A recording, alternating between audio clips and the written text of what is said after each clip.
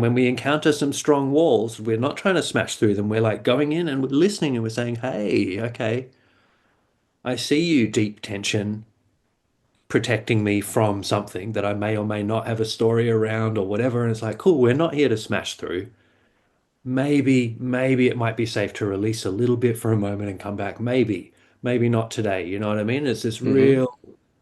real gradual honoring listening practice, you know?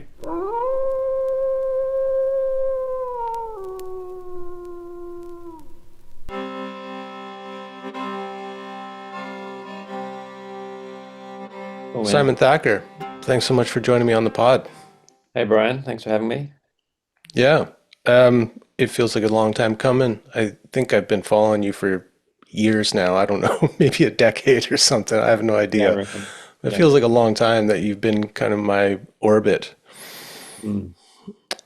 And yeah, I think, we were just chatting before we started recording how one of the things I appreciate about you is that you've studied a lot of different movement systems, internal martial arts, external martial arts, all these different things.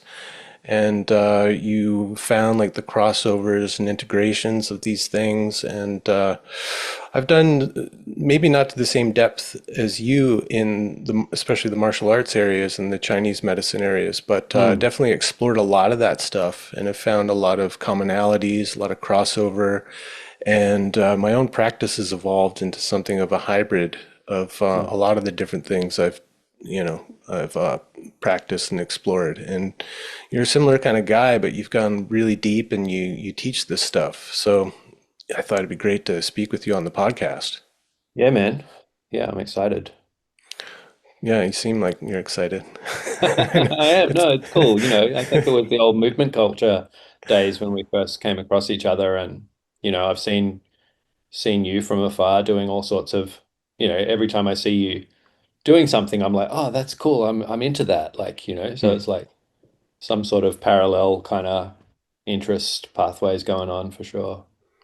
Yeah, I think at some point I had posted something maybe about my yoga practice or Desikachar or Krishnamacharya, Mm. and you had actually I think mentioned something about appreciating Desikachar's approach to yoga or something like Mm. that, and I just thought, oh, wow, he knows who Desikachar is. He knows what's Okay. up, you know? Yeah.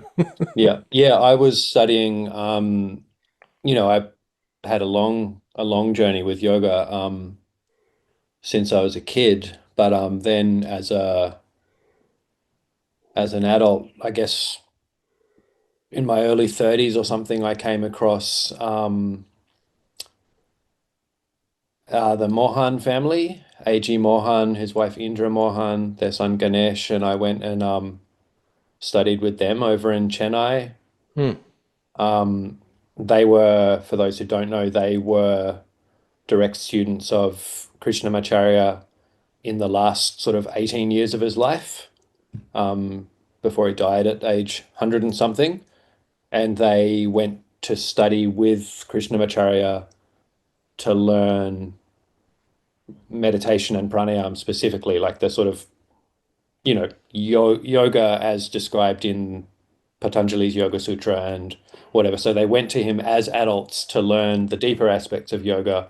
And so what they got from him at the end of his life was much more similar to what Desikachar was teaching, like very, very, very, very different to what, say, Iyengar and Patabi Joyce were learning as teenage boys from Krishnamacharya at the beginning of his teaching career. So, and during that period that you're talking about, like I was teaching yoga Hmm.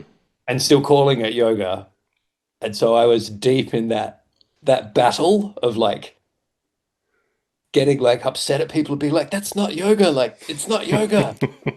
It's Yeah. not yoga what you're doing. It's like it's derivative gymnastics, and this is what real yoga and rah, and getting in these constant like discussions and stuff. And it's like, so at that time, anytime I found other people who were doing like, what I considered at the time to be the real stuff, I was like, yes, it's important. Okay. Yeah. That's funny, man. I went through a period like that too, where I was kind of like an orthodox Desikachar Krishnamacharya guy, and Right. Yeah, and I was involved, I was teaching yoga and so I was involved in the scene and stuff and was continually frustrated by the misperceptions about what yoga is and Yeah. even like who Krishnamacharya was, because people were basing that on Iyengar and Patabi Joyce and it was like, Right. God. Yeah. And there's something about Deskachari, he was just not a flashy dude. Mm. He looked like an engineer, Yeah. Yeah. short sleeve button up shirts with a pocket and a pen in them and Right. kind of nerdy looking guy, but he was a deeply spiritual cat too, and I think quite a mystic. Is he still around? No, no, he passed some years ago now.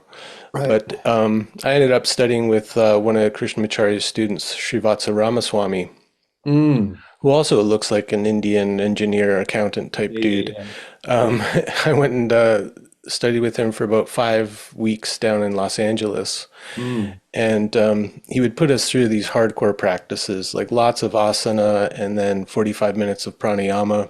Nice. And we'd be totally exhausted lying down in extended shavasana.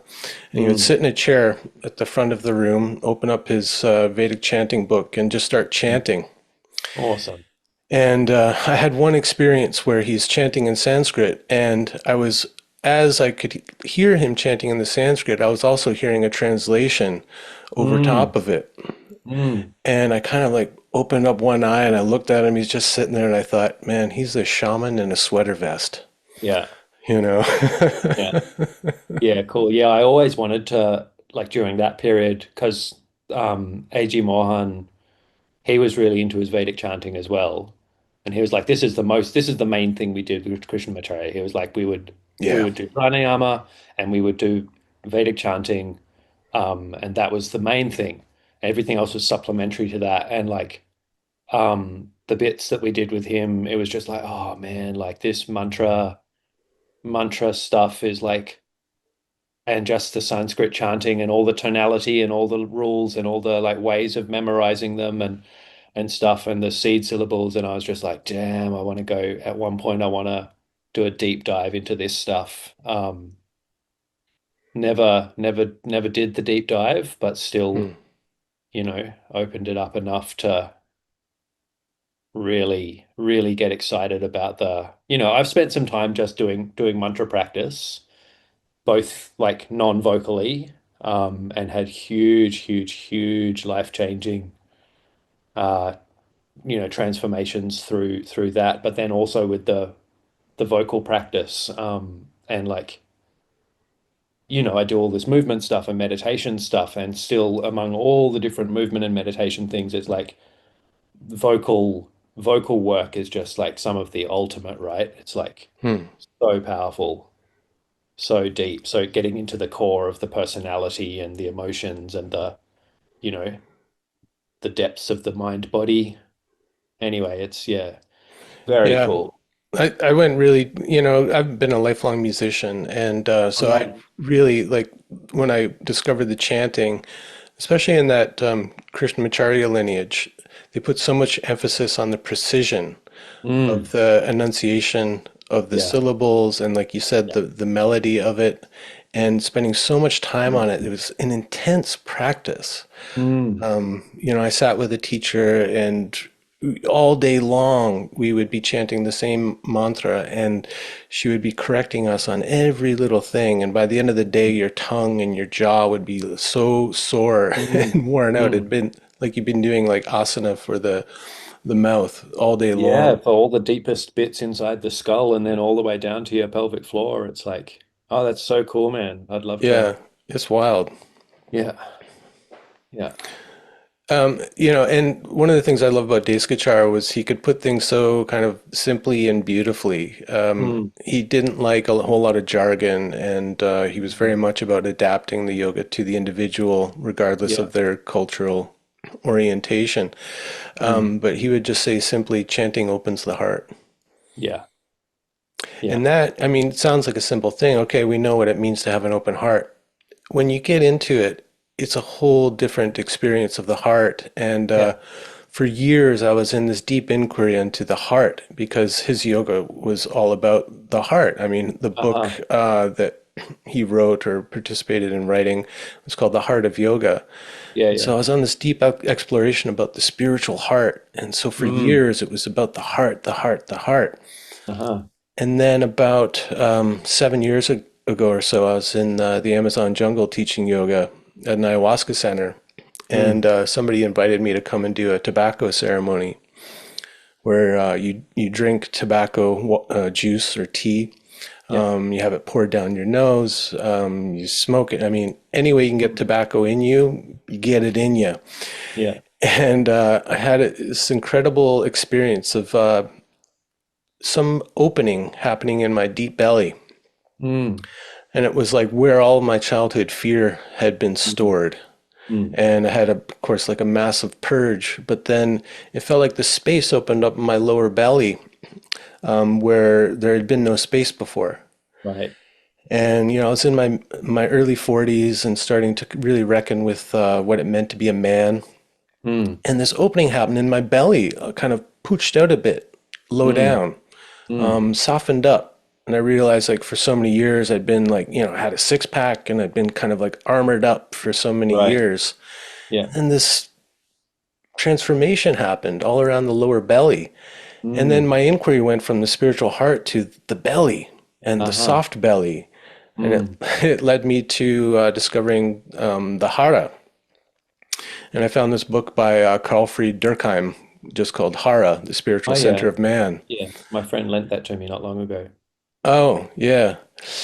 And that was a whole thing that happened. I remember I was living in Montreal at the time and flew back to the West Coast to teach some classes, and Mm. some of my old yoga students showed up. And one guy in particular, this older Persian mystic, Mm.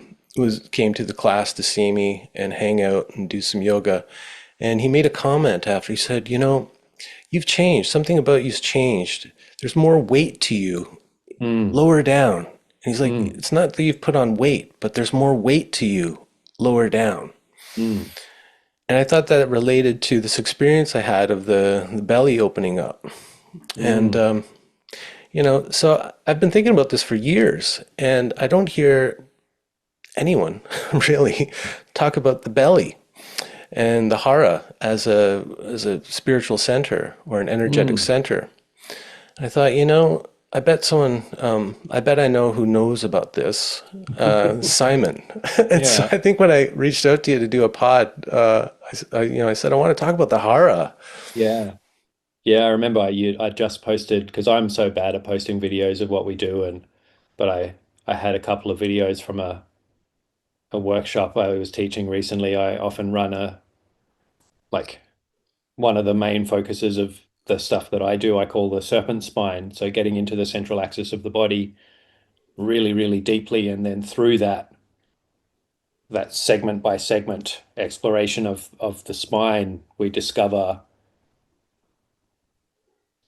infinite infinite things, but among the things we discover is the spine of an ancient serpent Hmm. in our body. I've got a background in evolutionary biology and comparative animal anatomy, as well as anthropology and et cetera, neuroscience and so on, as well as the Chinese medicine stuff and the yoga stuff and all the rest of it.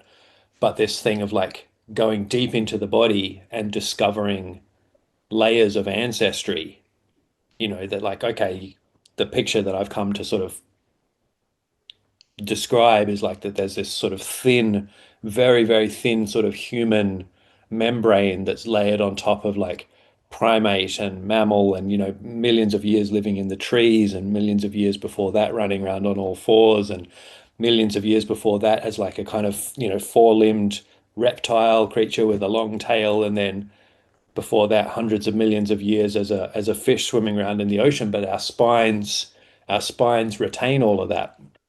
And so the serpent spine, what it's kind of the central axis of this ancestral movement thing.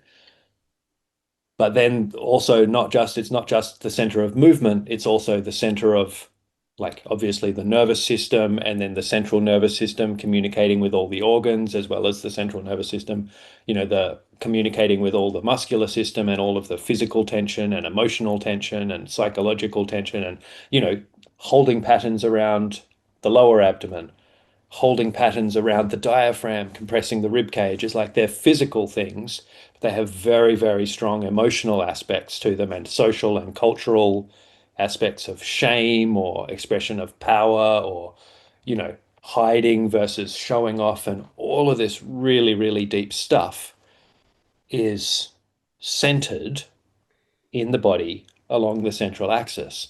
And so, the clip that spurred you to just discuss this horror thing was me doing these rippling motions of the walls of the abdomen and showing how the rippling ability to contract and release in the walls of the abdomen ripple through the spine, and that this is what we see in the bodies of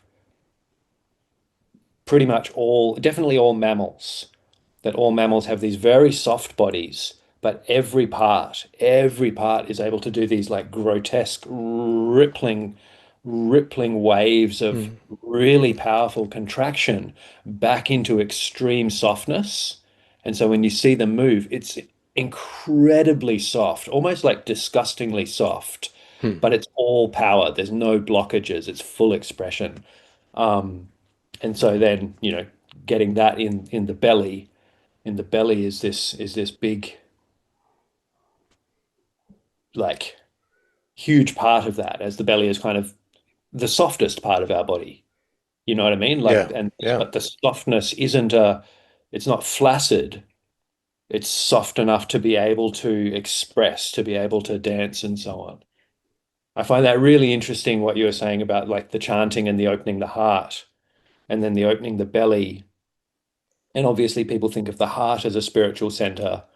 But then in the West, there's a little bit of lack of acknowledgement of the belly as a spiritual center. But then the thing of, chanting opens the heart is like a really great, like, window into this thing that, like, this opening of the heart. Yes, it's emotional, but it's very, very, very physical. And what learning to resonate the voice, anyone who's done vocal stuff will tell you that it's like when you first start, it's like you've got Hmm. all this tension in your voice and you start to go, and there's all of this holding that's blocking the channel.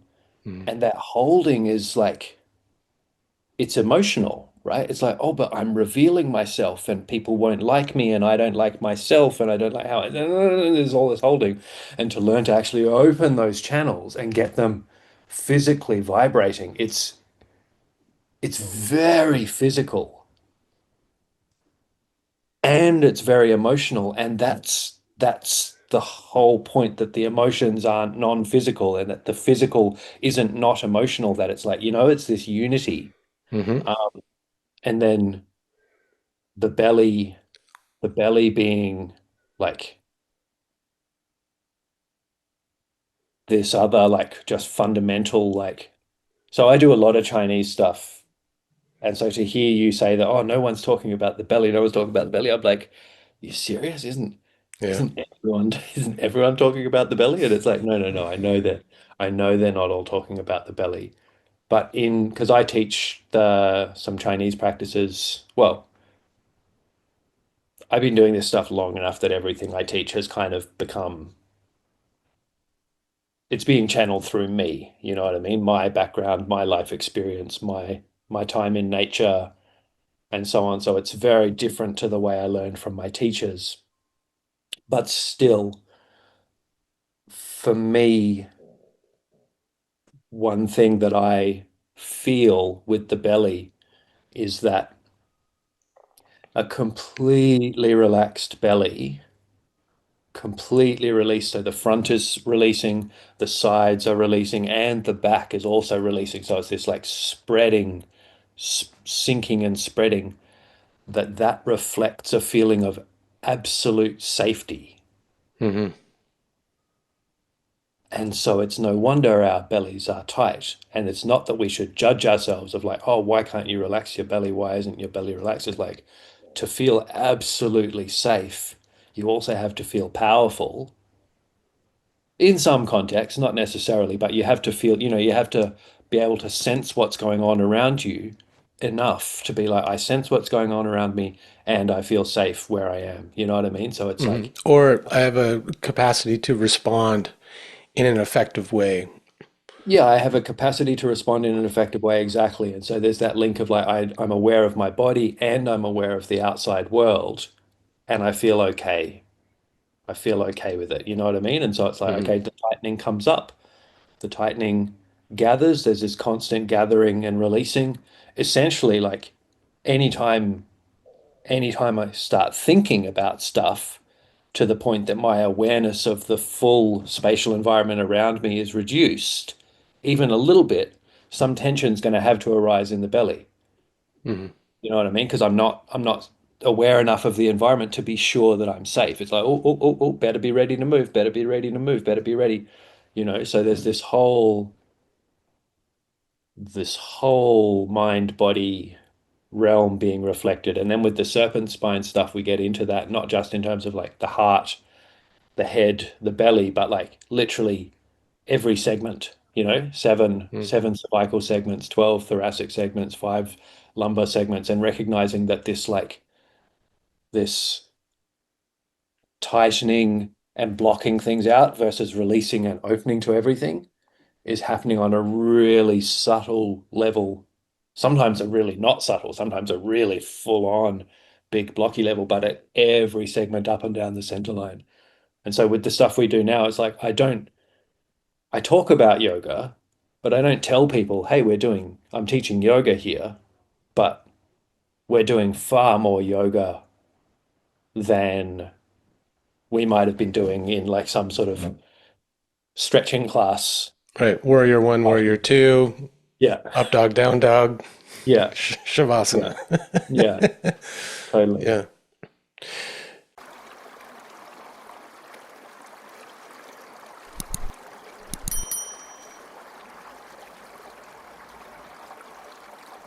Yeah, well, it's interesting. Like when you really, when you do the practice, you learn from the practice, right? And so, like, forget about what anybody says about the practice or any kind of metaphorical conceptualization of the practice. The Mm, practice teaches you from the inside, and you mm, start to get some insight into why we're doing the practice. yeah. So, at first, when you're doing something like a Kapalabhati, Mm, so if people don't know, it's when you do the like the forceful rapid exhale, pushing the belly in.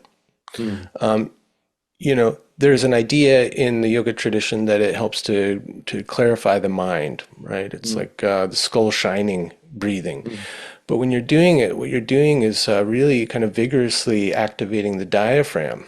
mm, And so if you have any constriction in the diaphragm, which is going to lead to constriction, in the lungs and the heart and everything else that touches up to the diaphragm, right? You're releasing that, and the way I think of it is all of the yoga practices are there to restore you back to a natural state and to maintain that through the stresses of life.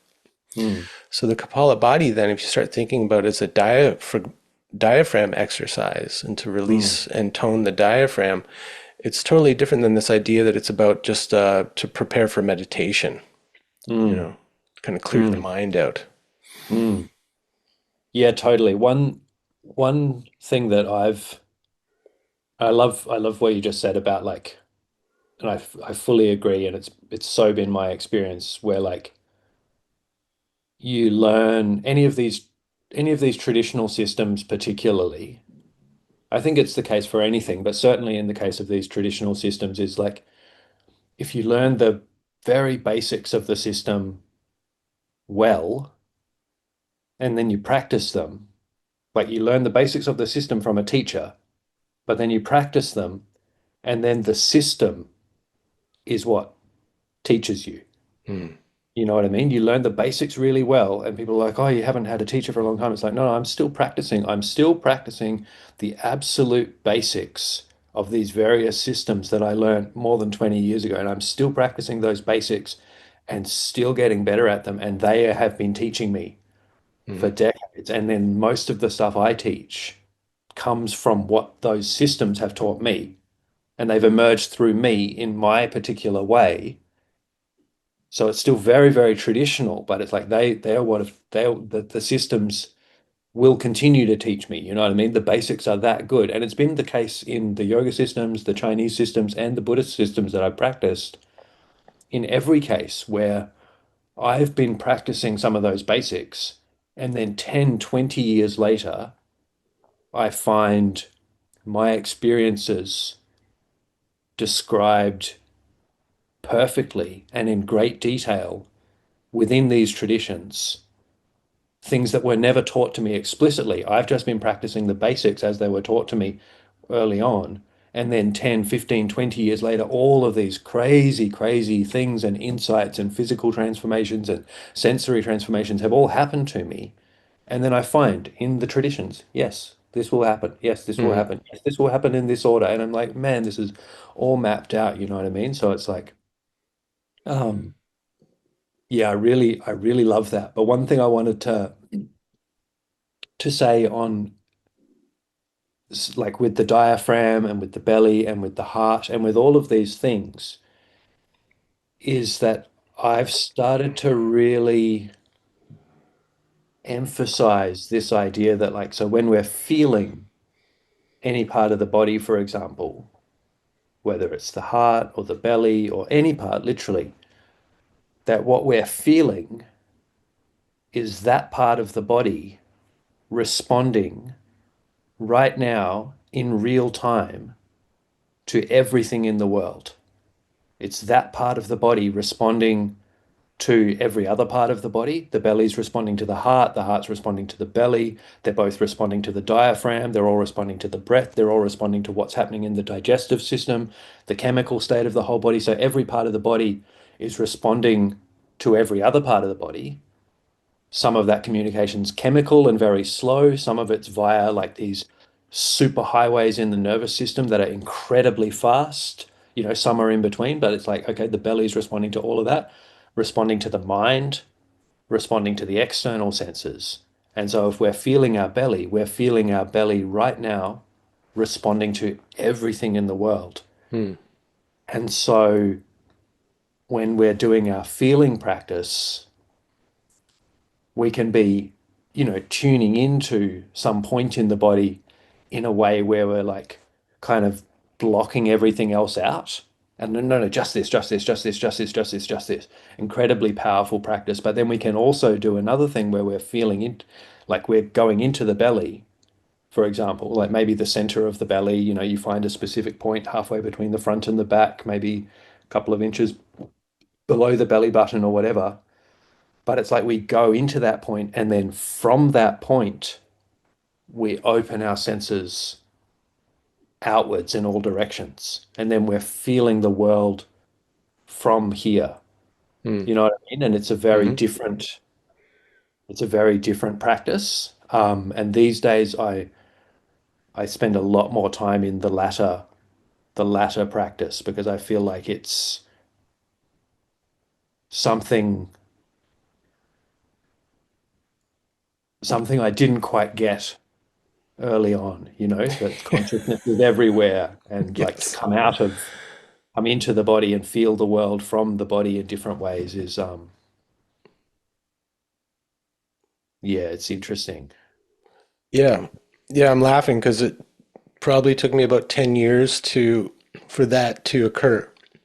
Not Mm, that I was seeking it, but at right. some point my practice turned from that kind of introverted, body only awareness type thing that Mm, you're talking about. mm, And then it shifted to exactly what you're saying, like from this center, mm, being receptive to the world. mm. And it's kind of like seeing with two eyes or something, because there's like one eye on the internal Right. point or process or interoception of the Mm, body and energy lines as I breathe and mm, move. But at the mm. same time, there's this receptivity of everything, you know. So when Yeah. I practice, I look out the window to the trees and, the squirrels are out there, the birds are out there, and I'm in my body, but I'm also out in the world at Mm. the same time. And it's this really kind of wonderful double vision that Totally. occurs. But Yeah. it took a long time of that internal practice and kind of learning how to be home in my body Yeah. again. Yeah. After the traumas of childhood and life, et cetera, et cetera. And Yeah. the world, our modern world, trying to pull your attention out of you all of the Exactly. time. Always, always, always. Yeah. Yeah. Yeah, I actually think this is really radical, like radical practice from our cultural perspective. Yeah. Totally. Because I, from what I can tell, like the culture, the baseline culture over in North America is very similar to here in Australia, and globalization and all of this, like you say, like screens and all of modern culture is essentially trying to pull us out continuously. And so to be to the point that it's like the stuff we're describing is a foreign language. It's like, oh shit, this is like you might have to practice for 10 years for this to really land. Obviously, if you've got help and someone saying, no, this is something that you can do right now, that can be very helpful for us because it's innate. It's innate in us, but still to even to even feel how like why this would be valuable is like can be quite a lot of work. You know what I mean? To find the words for it and then to get to it. And then for many people, it's like, well, you say feel inside your body, and it's like I can't feel much. And then you have to be like, oh, you'll learn to feel more if you practice. And it's like, okay, I suppose. Yeah. But But then to what you start, purpose? yeah, you what purpose? And then you start to if you're at that point where you can't feel much, and then you start to feel a little bit more. Usually, what you start to feel is not going to be pleasant. Yeah. It gets worse. Yeah. Yeah, it gets worse. And it might just be really boring because we've been conditioned to feel, oh, the body's boring. Or it might be like actually like straight up unpleasant, Hmm. You've got to work through that. And it's just like, that you'd know if you've done lots of this sort of practice, like you just get deeper and deeper into how much tension we're actually carrying, how much fear, how much we're how much effort, unconscious effort we're putting in all the time to blocking out the present moment. You know what I mean? To like not facing reality, like fear of life, fear of death, fear of, you know what I mean? Just the personality being this huge like construct to like keep reality out. Um, and that so it's like, it's very confronting practice. Hmm. And it's sort of this is one of the things where it's like, oh, like for me, as again, as a lot of this stuff in different stages of my life, this stuff has been like ripped open by the way I was practicing. And I've had phases where it's like massive increases in sensitivity and then just getting smashed by what I'm sensing and going, oh, thank God for like my foundation in this stuff was old school Buddhism and going, oh, compassion practice. It's like, oh shit. If you don't do compassion practice, you will destroy yourself. So it's Yeah. like, okay, I've got to do compassion practice just to like deal with the depression and the grief and the like the opening up of the channel and witnessing the levels of despair and stuff, not just in myself but in the society around me. So it's like um it's a it's no small thing Mm, no. opening up the body consciousness, in the modern world, in at any time in history maybe, but certainly at the moment. um so it's not just the case that like you do lots of practice and it makes everything better. Yeah. No. At the beginning, it can really make things worse. Like, especially if you've gone through trauma, which most people have. Yeah. The body can be a terrible place to be at Mm, times because mm, of all of those repressed tensions, holdings, the fear. mm, You start to become hyper aware of your internal processes. It can be mm, kind of terrifying because it confronts you with death, really. mm. Like Mm. you really start to pay attention to your breath, and like you get to that place of no breathing. Mm. You breathe out and you're in that space, and then something kicks in, and oh yeah, inhale. But for a moment there, I was right on the threshold of death. Right. Or you start to pay attention to the lungs and or the heart. Mm. All these subtle processes that we're normally unconscious of, Yeah. and you start to sense the irregularities of the heartbeat, or Mm. Mm. all these very subtle little things and subtle kind of twinges of pain that can be pulsing in the body that you normally would be kind of in repressing in a way, or just Yeah. unconscious of, right, as a defense. Yeah. And that's where I think the kind of philosophical teachings come into play in terms of like non-attachment and understanding your true nature and things like that. Because Mm. otherwise, if your ego is solidified, thinking that this is everything I am, Right. you start to come into contact with the natural processes, the ebbs and flows, the inhale, the exhale, the expansion, contraction, and Mm. can be quite, like you said, confronting. Mm. Even just the thing that, like, in normal life, the internal processes only really come into consciousness when something's wrong, Hmm. you know, like adrenaline or like something or like sickness, and then suddenly you're getting sensations from your organs, and suddenly you're really feeling your heart and all of that. And so then in the process of developing internal sensitivity through slowing down the breath and whatever, and you start to feel all these subtle flickers through the diaphragm every time you think a thought, or little the heart responding to the emotion in real time, and all of these, like, yeah, like little tiny pains and little tiny all dancing around. And when you first drop down each time to a new level of sensitivity of smaller changes, of course, because they're smaller, there's more of them. Mm. You know what I mean? So you drop down to a new level of sensitivity, and there's just heaps of whoa, whoa, lots of stuff. And it's like, oh my God. And then you get a spike of adrenaline, and then you feel your body responding, and you're like, whoa. So you get kicked out, and then it's like, okay, you go back in, and you gradually, gradually, gradually become accustomed to it. So you're not freaking out. And this just keeps on going. Every time you get deeper into sensitivity, you get like relaxing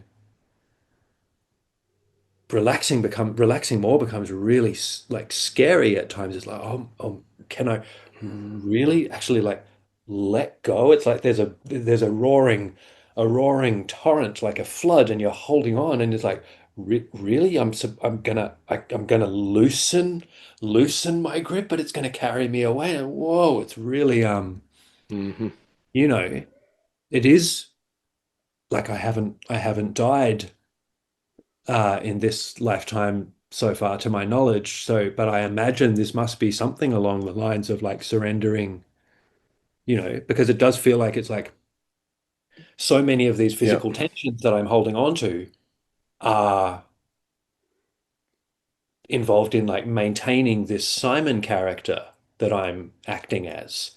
You know what I mean? And so it's like, oh, I need to let go of not just these superficial tensions, but this whole realm of subtle tensions around the throat and around the diaphragm and all of this, which are making up this shape of this character that I call Simon.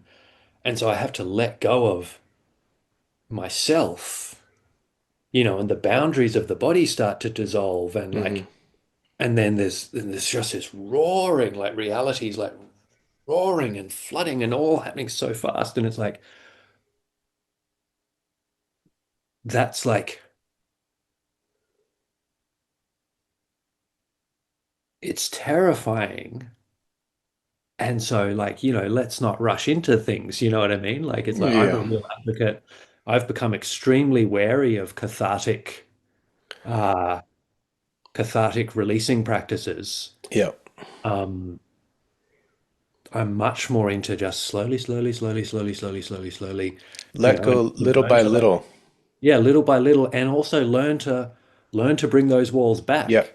Yeah. and honor them. You know what I mean? And when we encounter some strong walls, we're not trying to smash through them. We're like going in and we're listening and we're saying, "Hey, okay, I see you, deep tension, protecting me from something that I may or may not have a story around or whatever." And it's like, cool, we're not here to smash through.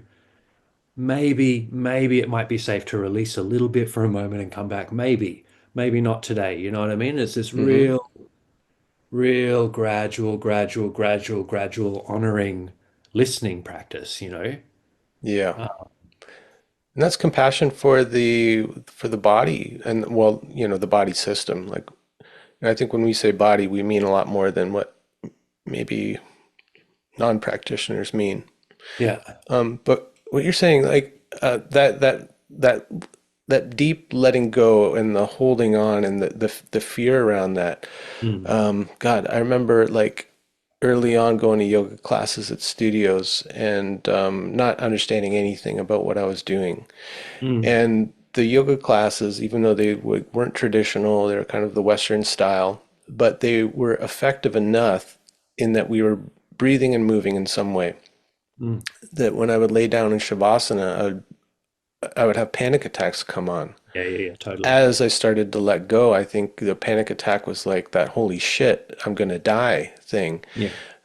And as you were speaking, it was coming to me that like maybe there's something about this where it's like the ego consciousness, all that tension is there to hold the ego consciousness into the confines of the body. Mm, And when that starts to go, there's that fear, mm, like Carl Jung would say that every encounter with the numinous, with the kind of the holy experience, mm. is experienced as a defeat by the ego, Right. and maybe even like a death Yeah, of the totally. ego, or at least Yeah. a relativizing it. You're not all there Yeah. is, pal.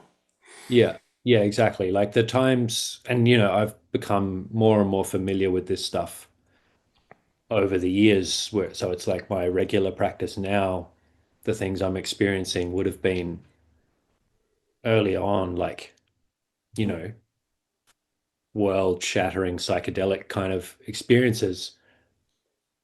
But it's like the more familiar I become with it, the more it does feel like a like releasing and merging with the rest of the world and then coming back, and like so it's like, and so many of the schools of thought describe this in all different ways, but it's like, okay, there's the confined, limited self, and then there's this greater self. And at one point, that greater self is going to utterly consume this limited self. But for now, it's like, okay, learning to learning to move between these two Yeah, and not cling to either one, like I've got a family, I've got things to do in the world. So I'm yeah. not here to dissolve completely and just be done, but I can access it, Hmm. and get some perspective and then come back and act in the world. Yeah.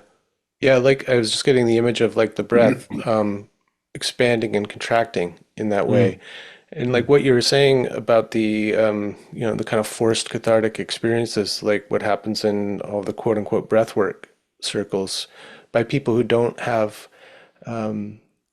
much or any experience in, these internal practices, traditional internal practices.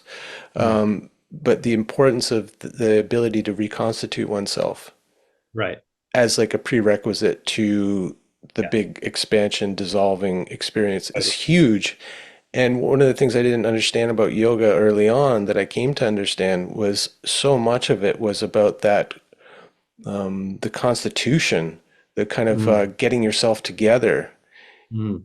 in a way. And I think that's there in the the Chinese arts as well, right? Yeah. The consolidation Yeah. of the whole organism, mind, body, Absolutely. heart.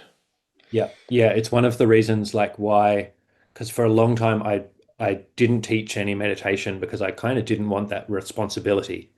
I was like, if I start teaching meditation and like if someone starts practicing this stuff, then like before you know it, their life's gonna fall apart, like Yeah. quite possibly. And like that's on me. And like I need to be able to like, whatever. And so I wouldn't.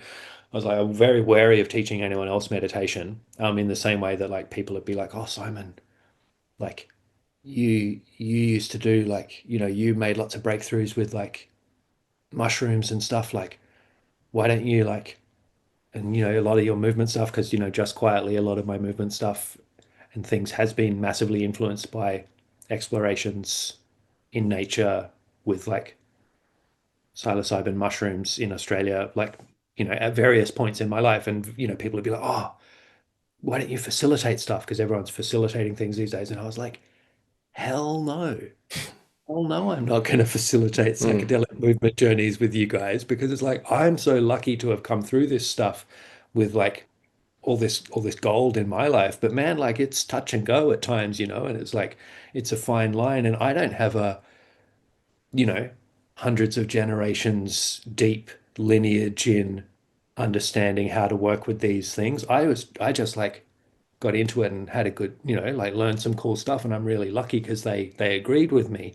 But it's too powerful for me to want to try and teach anyone. Like, um, Yeah, but or to give them that experience. Like, traditionally, you would have that experience in the context of a community. So the exactly. shaman or medicine person was just outside the village. They had their hut, Yeah. close enough that you could go to them, but far enough away that they weren't involved in all the dramas of the community usually, right? Right. And maybe they were a bit wild and eccentric, so they want, they had to be Yeah. outside, but they were right there. So Yeah. if you had some kind of initiatory experience, they were there to help you. I Yeah. wouldn't say even integrate it, but to kind of deal with the aftermath of the thing. Yeah. And I think it's highly irresponsible for people to drop in and here, have this big breakthrough experience. And yeah, I'll be around in 6 months if you want to come back, get on my mailing list and blah, blah, blah. Right. Totally. Totally. Yeah. So I've never had any interest in going down that route. But in the Chinese tradition, so I do teach meditation now, and I use the, my like idiosyncratic sort of interpretation of like I've put together a bunch of these things, but I'm using the basic framework of Chinese mind body practice to teach it because it has this real emphasis on from day one developing serious leg strength Hmm. and using the serious leg strength, the opening of the hips, but not a hyper flexibility opening of the hips. It's like this releasing and strengthening of the legs to let the body settle in these really powerful, grounded, dense, intelligent legs. And then the spinal stuff is done working off that in the standing position usually. And so it's and from many of the teachers that I've studied with, they've been like, they've been martial arts people and they're like, look, there's martial arts stuff. And they've been, several of my teachers have been like, for as far as I have been able to perceive, like really deep, deep meditation practitioners as well, who now teach martial arts. But they're like, and they see me and they're like, yeah, yeah, yeah, you're a meditator, watch out. And they're like, so do this stuff, like do this leg training stuff, do the spinal work. And like, it was from my Bagua teacher in Taiwan who I first encountered this idea. He's like, yeah, yeah, yeah, before you go on to some of these other meditation practices, he's like, you need to be able to feel every single bone of your spine. You need to be able to feel tension levels at every single spinal segment. You need to be able to move every single spinal segment. He's like, you should get to the point where you can feel the shape of the vertebrae Hmm. and where how many holes they have in them and where they are and feel that all the way up and down your spine. And then you can go on to some of these more advanced meditation practices because otherwise, you could be doing some of these other things, intense concentration practices, and you won't be able to feel in your body where you're blocked, where you're tensing, where you're holding and fighting the process. So he's like, you got to be able to feel it really deeply, and Hmm. then you got to be in your legs and strong, like in your meat. And so I teach meditation in those things, but I also,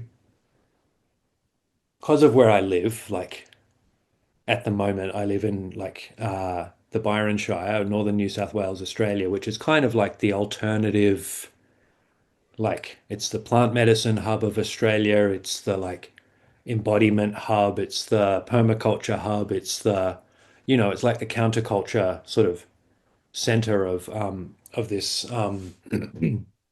of this country. And so I work with a lot of people who are naturally very sensitive already by nature. And then maybe they've done lots of meditation on top of that, or lots of like sensitivity developing somatic work on top of that. And maybe they've usually, perhaps, often got some like deep trauma stuff in their background, which is part of why they're so sensitive. You know what I mean? And Hmm. all of this stuff, there's a huge plant medicine scene and all of this stuff. And so it's like, okay, developing sensitivity, great. But so a huge part of what I do and what I offer is also like movement practices, which bring us into our legs, like we do like climbing, hanging, crawling, wrestling, like lifting stuff, like all sorts of movement things to get every part of the body not just sensitive, but physically capable. You know what I mean? Like getting the feet strong, getting agile, knowing our spatial, like responding, throwing and catching tennis balls. Like so we know our space, we know how we can move and bend and bounce and be stable if someone's pushing on us, so we can be strong and stable, or we can be soft and yielding and fluid. And so to have these abilities to come deep inside the body and become super, super, super, super sensitive, and then also to bring our body consciousness into like our meat and our Hmm. bones and feel grounded, strong, physically capable, and not just this completely open, ultra sensitive, overwhelmed, you know. And these are some of the things which I think are again, and in the Chinese system, this is how it's been taught to me is like you need this stuff first. Hmm. You need to have the roots first. Yeah, exactly. You need the roots first, and then you can start to Yeah. open up. So the more grounded you get, the more open you Yeah. can become. And one of my teachers said this really interesting thing is like a lot of people they start really learning the grounding, and then they stop feeling this need to like expand into the cosmos. They're like, no, no, Yeah. I'm actually happy. I'm actually happy being here. You know, I like both personally, but I like both, but man, these days it's more about that the ground, the yeah, earth. I had a period though where, yeah, it was all about the opening, and I was super open, and it was like the cities were arising, and it was like, holy shit, this stuff's real. yeah, And I've always had this kind of natural inclination toward being dreamy and the mystical yeah, and all that. yeah, And I love dreams and visions, so it was really it was wonderful for a mm, time. But then, like I had that experience and came back, and the guy said, "Oh, your legs look heavier," pretty much. And it was like, yeah. And like since then, it's been mm, much more grounded and earthy. And, I think of it, James Hillman talked about, he distinguished between spirit as a metaphor and soul as a metaphor. mm, And I became much more interested in the soul, in that downward, earth mm, directed movement. And yeah. yeah, this thing came to me yesterday on my walk. I'm turning 51 this year. And it's only fairly recently that I start to feel like I'm pretty much grown up. Yeah. But this thing popped into my head that the first half of life is about growing up, the second half is about growing down. Mm. Yeah, totally, man. I feel that um because like I'm really into like religion, I'm really into like these any culture that's like grappling with this stuff. I think it's all really cool, honestly, all of it. Yeah, And very, very weird yeah. usually. And I I love love how I love the metaphysics. I love the different Mm. cosmologies. It's fucking amazing. Yeah. Yeah. Yeah. And I'm honestly I'm into all of them. Like I love all these traditions. I find them all deeply weird and really, really cool. Hmm. But like the the way that Indian traditions have sort of come in these days, from my perspective, has been a lot of this kind of up and out Yeah. thing, you know, and Northern what we're Northern saying. India. Yeah, Yeah. yeah, exactly. And Up what we in were the saying, Himalayas, meditating, spirit, third yeah, eye. yeah. And you know, like Krishnamacharya's lineage, as you say, like has this real grounding element in that it makes the back really strong. The pranayama as taught in the schools of Krishnamacharya that I've studied makes all the center of the body really, really strong, really muscular, very dense, you know, very like, and then there's this softness within that, but it's really powerful and strong. And so there's this grounding thing. But and Buddhism as well, you know, I've got a long background in Buddhism and so on, but like it's almost like it's almost like these traditions came from the forest, but then they've been like, you know, they've been turned literate and it's all gone into Sanskrit. And like Sanskrit was like kind of the academic language and it's become very heady and Mm. very like uh Yeah. not so squishy anymore, not so fleshy, not so like Not so earthy, dirty, mucky. yeah, yeah, muddy, dirty, slimy, you know, like anyone who works with me knows that like I really celebrate the slimy, oozy, like wet, like biological nature of what we're doing. Yeah. Um, and the Chinese tradition, and again, it's such a big generalization to say, oh, Indian tradition and Chinese tradition, Yeah, like yeah. there's so much in both of them, you know, like everything's got all of it. But in the Taoist stuff, there's this real earthiness, this real like the shapes of nature, the language of nature, the cycles of nature, like and it's not a path of escaping, it's a path of like returning, which at this stage in my life feels much healthier and much like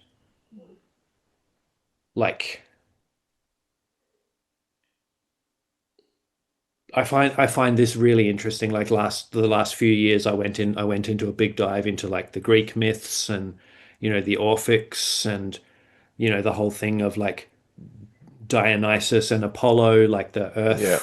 the earth worshipping, like you know the fecund, like bountiful, dark, seething earth versus the sunlight and all of this. And my experience of going into the body is very much this like Dionysian going into the earth, going into the dark spaces of the earth and like celebrating it. You know what I mean? Like rather than going in denying it and going, oh, this is the source of whatever, and oh, I want to just feel vibrations. I don't want to feel slime and blood and pus and vomit. I want to feel pure Yeah. vibration. Like, no, no, no, Yeah. no, no. I want There's to. the body is a sack of like disgusting fluids, right? Right. Yeah. But Hmm. my take on that, when I read all those Buddhist ones of like contemplate like disgust in the body, Yeah. is like, yeah, hell yeah, do it. But like celebrate it. You know what I mean? Mm. Like go like, wow, like look at it like, you know, like the compost heap in the garden and the like the growth, With just all the that growth life squirming in the about. garden, exactly. Like the rainforest. It's like Yeah. I'm so into it. Yeah. Yeah, I mentioned, I kind of called out Northern Indian practices that way because it's a generalization again, but it is just a kind of a good shorthand to understand, those are about meditation. It's the guy up in the mountains, high on the peak, Mm, transcendent, bliss. mm, But mm. then there's all of these traditions from the south of India. In Right. Krishnamacharya, you talk about the earthiness of his practice. He was a southern Indian dude. Mm. And, Kalari Payat, the martial arts down there, and the way they prepare and recover from it with the oil massages. And it's all Right. very slimy. And they practice their dojo is mud. Yeah. And you come out of there super dirty and muddy. Yeah. And I think, people I've met from southern India have that kind of earthy quality to them that is much Mm. different than the kind of dry, papery, airy vibe constitution of the people in the Yeah. north. Totally. Yeah, I wonder about the old Dravidian, you know, they call it the Dravidian culture, right? Before the sort of sky god worshipping Aryans came in from the north. west, I guess it was, or wherever it was. But the for the Dravidians are described as like forest dwellers, and you Well, you know, look at like the stuff from the Indus Valley, the old seals and things like yeah, that. exactly. The Pashupati seal, right? Yeah, Lord of the Beast. I mean, it's all very shamanic. You totally. know, when Yeah. I was researching my book on yoga and plant medicine, I went on a deep dive looking at that stuff, and there Mm. was, everybody's probably seen the Pashupati seal, and it looks like Cernunnos from the Scandinavian cultures. Yeah. But there's also these seals that show figures worshiping these plant deities. Mm. And I started to look at the shape of the leaves and look up what kind of plant that might be from that region, and finding out that they're kind of psychotropic plants. Mm. And it's opened up this whole thing for me. But very much, I think the Southern Indian culture, the older culture, was very earth-based, shamanic, as we might Mm. understand it. Yeah. Mm. Yeah, well, Ayurveda's Oh yeah. primarily Indian tradition, right? Dude, Ayurveda's like plant medicine, shamanism. I mean, Yeah. in the jungle, the practices that they did, not just giving ayahuasca, but giving you different plant remedies for, I would get headaches in the jungle because I would get overheated, and they'd Mm. brew up something for me. But a lot of body work too. Mm. Massaging, grinding up ginger, massaging it into your body. Nice. I had some hip pain. I was doing too much yoga. The shaman told me, I said, can you tell me what's wrong with my hip? I get all this pain. And he looks at me, he's like this kind of fat guy smoking a big cigar. He looks Yeah. at me, he goes, too much yoga. Yeah. Yeah. Which for me, I was like, what do you mean too much yoga? Yeah. But he Yeah. was right, actually. Yeah. But he gave me a treatment where he just had me strip down, lie on his porch in front of his hut, and he went and picked their version of stinging nettle, Uh-huh. and he came and he made a bundle of it and just started like whipping my ass with this stinging nettle. Nice. Yeah. Come back, Yeah. come back. Yeah. Yeah. Yeah, back to because a lot of this stuff like comes back to the hara um idea in that the like the lower abdomen being and then the deepest part of the lower abdomen being essentially the deepest and darkest part of the inside of the body. Mm. And when we're feeling in there,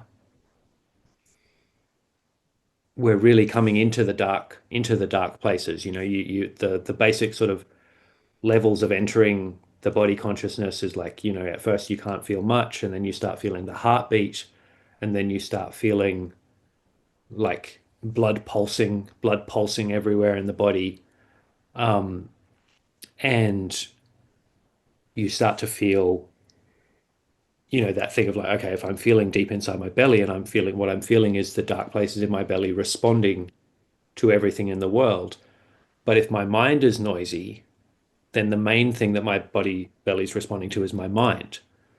And so then as I'm releasing the body and releasing the mind and releasing the deeper layers to feel more and feeling like that point of like, okay, beyond that certain point, I need to release the habitual layers of tension which are making this Simon character.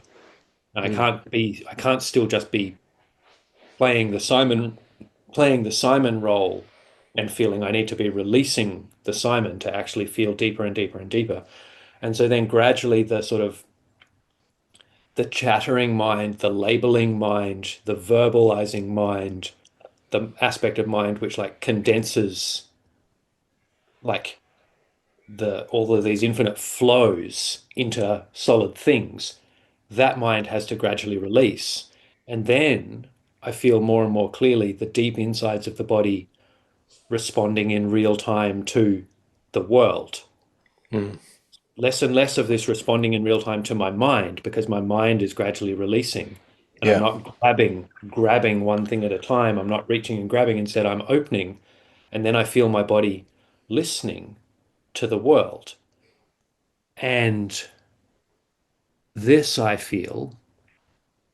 And then the deepest part of that is then, of course, during this practice, the breath gradually becomes very, very, very, very, very subtle Mm. by itself. The breath becomes less and less jagged and more subtle, sometimes very deep, sometimes very shallow, but very, very, very subtle. And then the deepest place being the end of the exhalation Hmm. and the feeling of the depths of the body Yeah, the void. at the end of the exhalation. And my feeling is that this is the ancestral consciousness. This is the Mm. base consciousness of the womb before the external sense organs have developed. The body Mm. consciousness is the first consciousness. The body consciousness without the ego Hmm. is the first consciousness before the first inhalation, just feeling, no separation, just feeling the Right. insides of the body, the outsides of the body, just feeling. And that this is, like the archetypal, like ancient consciousness. And perhaps, I speculate and like to imagine that ancient humans, maybe even not that long ago, that this was the baseline that everyone's in all the time. Mm. And then it bubbles up and it's like, hey, something, and then sinks back down. You Mm. see something and you engage with it and then let it go and return to that feeling state. You know what I mean? Yep. Yep.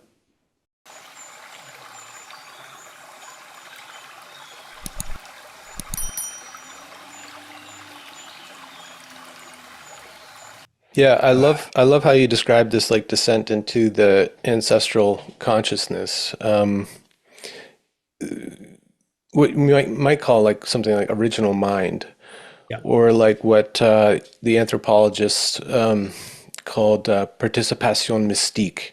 Mm, Talking about the way the primitives were in the world before the kind of individual ego developed and right. became the norm. But they imagined that there was this kind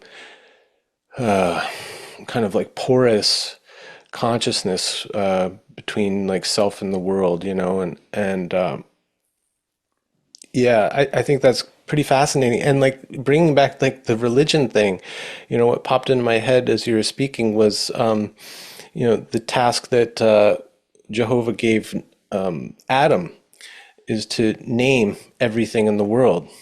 Mm, So turning, mm, everything in the world into things, into mm, discrete things, right. nominalization, and Yeah. like what that downstream of that Mm, we get to where we are now, totally. where we're so disconnected from the world, and people are starting to wake up and see the kind of dire consequences of that, not just for Mm, the individual, but for the world itself, right? And so people are looking to all these practices to kind of undo that. But I don't hear it said often enough that what these practices are meant to help us do is to return to the natural state. mm, They're often presented as a way to just to heal trauma, or to transcend and find bliss, mm, to live in love and all these kind of things. But there's nothing really of that descent mm, into the natural state or original mind or ancestral consciousness, ancestral body. right. There would be no distinction between ancestral body and ancestral consciousness. It would be Mm, undifferentiated. mm, But I think I mean, I don't know. I think that's the goal of all of it. I feel like being in that consciousness, you are in the Tao. mm, You are in the flow of life, not exactly. as like a blob on the floor, but Right. as an organism that's receptive and engaged with the world and responsive in a Yeah, very harmonious way. totally. And I think even psychologically, that's healthy as well, to be able to Mm, shift between different emotional states according to what's happening around you. Not to have no anger ever again, but recognize that anger is a very useful energy, and to be yeah, able to mobilize yourself when needed and to not shut that down, because in the spiritual systems from the north, that's seen as a negative emotion, right. you know? Yeah, I'm 100% with you. That's my that's my take on it as well. And I'm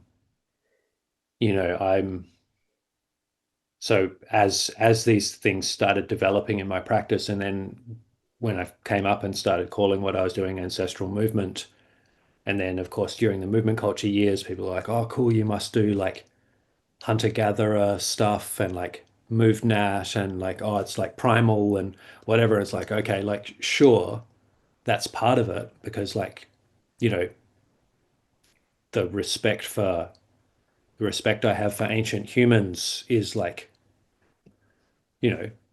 beyond words. My feeling about ancient humans is just absolute awe, Right, like absolute bowing to the ancestors, like, human. Like my yeah. hairs stand on end. It's like wow, like the where we come from. But like the ancestral idea is like no, no, going all the way back, all the way back. You know what I mean? It's like so going back before language, before names, before and like and finding that here, finding that in the body consciousness, finding that in the depths of the body, this consciousness of just pulsing sensing, pure pulsing, liquid, wet, ancient and dark, dark, dark, dark sensing Yeah, and then feeling myself. primordial rather than merely primal, maybe. Yeah. Yeah, yeah, Yeah. totally. And then feeling like learning to identify with that and be like, okay, part of me we can call Simon, part of me we can say is human, but inside this human shape, this pulsing, sensing liquid, this is ancient. This is way, way ancient, beyond human. And I am this. This is not like this is intellectually very clearly just as valid. I can choose to identify with this dark, life pulsing, sensing liquid, which is creating this body, which emerged from my mother's womb. I can choose to identify with this, and it is factually, scientifically just as valid as this Simon guy, you know? And I can learn to sink into that and I can learn to emerge from that. And here I am, and I'm going to do what I need to do, and so on. And then within that, like I'm here and it's like, okay, I have a human mind. I can operate a computer. But like these fingernails and this body hair and like these teeth, like this, this disgusting digestive tube, and I chew up my meat and I dig roots out of the ground and get dirt under my fingernails and I like eat and shit and like this organism full of like love and beauty and sense organs that sense the forest and sense the world and detect moisture in the environment and whatever, but also full of anger and full of like urges to protect the people I love and gets like upset and all of this sort of stuff is like this thing of engaging with ancestry and working with what we've got. And it's like, okay, human ancestors, absolute awe and amazing, but also like all of us are the descendants of the survivors of genocide and the committers of genocide. You know what I mean? We're the descendants Hmm. of hundreds of millions of years of tiny little mammals who were prey animals living in terror, hiding, hiding, hiding, hiding, hiding, running, running, running, hiding, hiding, hiding, and also hundreds of millions of years of ancestors who were ferocious predators, diving and ambushing and tearing our prey apart with our teeth and our limbs. And we carry this, you know what I mean? Hmm. And if we deny this, then we're denying everything. We're denying being alive. We're denying life itself. You know what I mean? So, really engaging with this with compassion and drawing strength from it so I can emerge from this and feel thousands and millions and infinite generations of survivors going back into the depths of time, but also knowing that I carry in me the potential for doing all of this, like stuff which is really terrifying, you know, and that we all are carrying this. And it's not, oh, those people have that and I don't. It's like, no, no, no, no, no, no, no. It's here and I have to work with it. So Hmm. it's this like using that darkness, using that life, using that ancestry to draw power, but also to really draw wisdom. You know what I mean? Hmm. This is what I feel like we see in a lot of the surviving indigenous cultures of like these checks and balances of like, watch out for powerful individuals, watch out for small, powerful, ambitious groups who like start like getting, getting too hungry and whatever. It's like, no, no, no, no, keep it, you know? Keep it in balance. Yeah. Yeah, Yeah. yeah. So Watch out simple. for overhunting, overfishing. Like the cultures of this continent in Australia are incredible of like p particular places where it's like these people's job is to make sure this animal is thriving. And then they can say, yeah, it's okay to hunt it, but it's okay to hunt it over there, but not over here. And everyone goes, you guys know what's going on? We're going to listen, and that's spread over the whole continent. It's like, Yeah. yeah.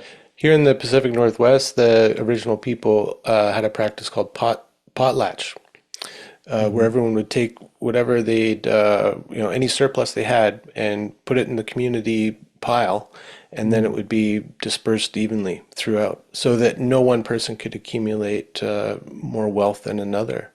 Yeah. And that was outlawed, or they stopped doing that, after first contact, because it became no longer viable, and et cetera, et cetera. But yeah, I mean, right down the line, you look at any indigenous culture that was functioning, and harmony and balance are the fundamental principles of everything.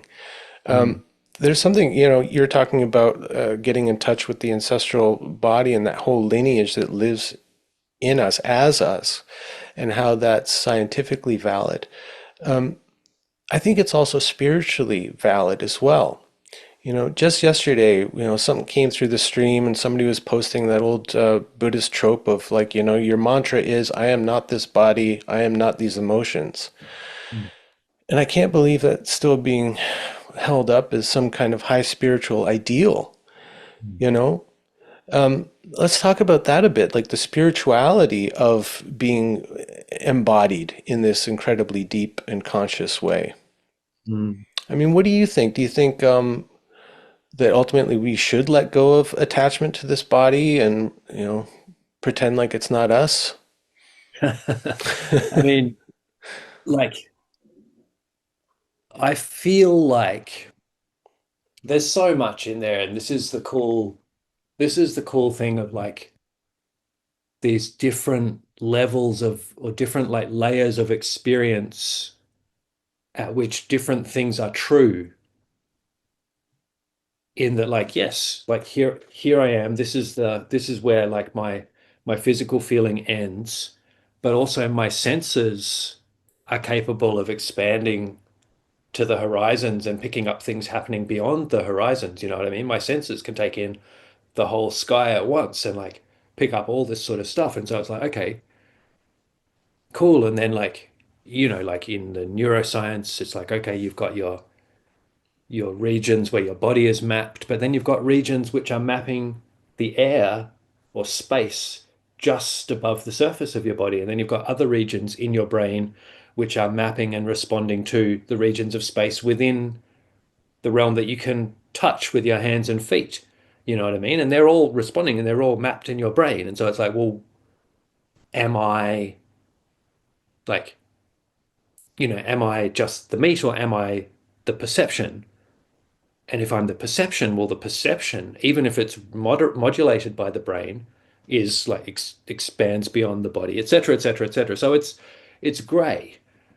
And then, chemically, biologically speaking, it's like biologically speaking, the human organism is made up of like a huge community of other organisms. There's no Mm, human without the symbiont, all of the symbiotic organisms within us. And like there's no eukaryotes without the mitochondria. Like there's no, you know what I mean, without these like little symbiotic things within our cells, which are other ancient lineages of cells. And so it's like biologically speaking, the deeper you go, the less clear it becomes what an individual is, to the point that most biologists beyond a certain point will say, look, okay, when it gets down to it, there's no such thing as an individual. mm, Um, and then chemically speaking, it's like the boundaries of the body are not closed, they're mm, open. There's matter moving in and out continuously, you know. So it's like, okay, like there's different levels of reality, which are all kind of true at once, depending on where you're working. And my love of the body again comes back to that thing of like, not only when we feel any part of our body are we feeling that part listening and responding to the rest of the living world in real time, also in the ancestry of the body, in the structure of the body, the serpent spine, the structure of the spine revealing hundreds of millions of years of aquatic ancestry, the spine being the spine of a swimmer, and then all of these other spines that have evolved in the world, all emerging from these ancestral spines, which carry the ancient ocean in them. You know, there's a quote from I think it was Conrad Lorenz, like the ethologist, about saying that like the structures, the anatomy of the animal is like the negative imprint of the environments that it moved through.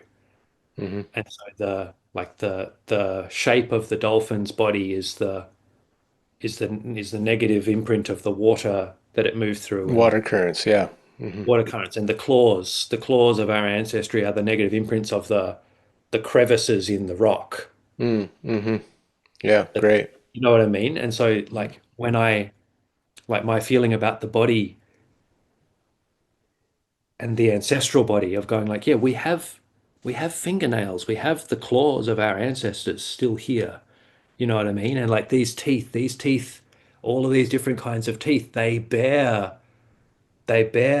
like echoes of all of the things that these teeth have bitten into, stretching all the way back to the origins of teeth.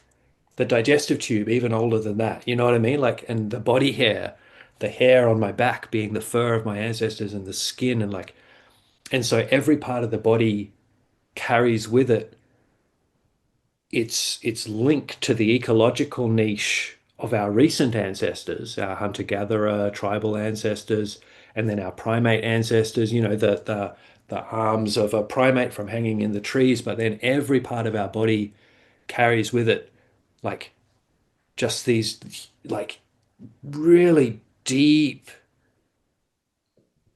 ancient like this emerging out of the past. You know what I mean? Like the emerging out of the past. It carries not just the most recent layer of Hmm. ancestry, but that's layered on top of the before, before, before, before, before, before, before, before. And so every part of the body contains that story. And it contains not just the most recent ecological niche, but all of the ecological niches of all of the ancestors from movement and the sensory systems. You know, you walk through the forest and you scan with your eyes and the fruit jump out.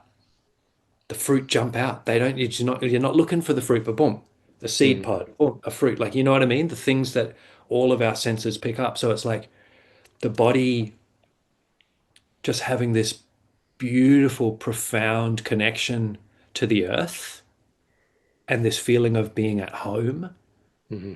that comes through the body. And then in the deep body consciousness, we go deep enough into the inner consciousness, like what we were talking about at the start, the interoception, and the boundaries of the body, they disappear. Hmm. They disappear. You go deep enough into the body disappears, and there's just the world, you know? So it's like, I'm not this body. It's like, man, the body is the world. The Hmm. body is the whole world. Well, none of the meat, none of the matter of this body is new. It's the blood and flesh and bodies of all the ancestors ground up and turned into Yeah, it's all knowledge. recycled matter. Yeah, exactly. Yeah. Yeah.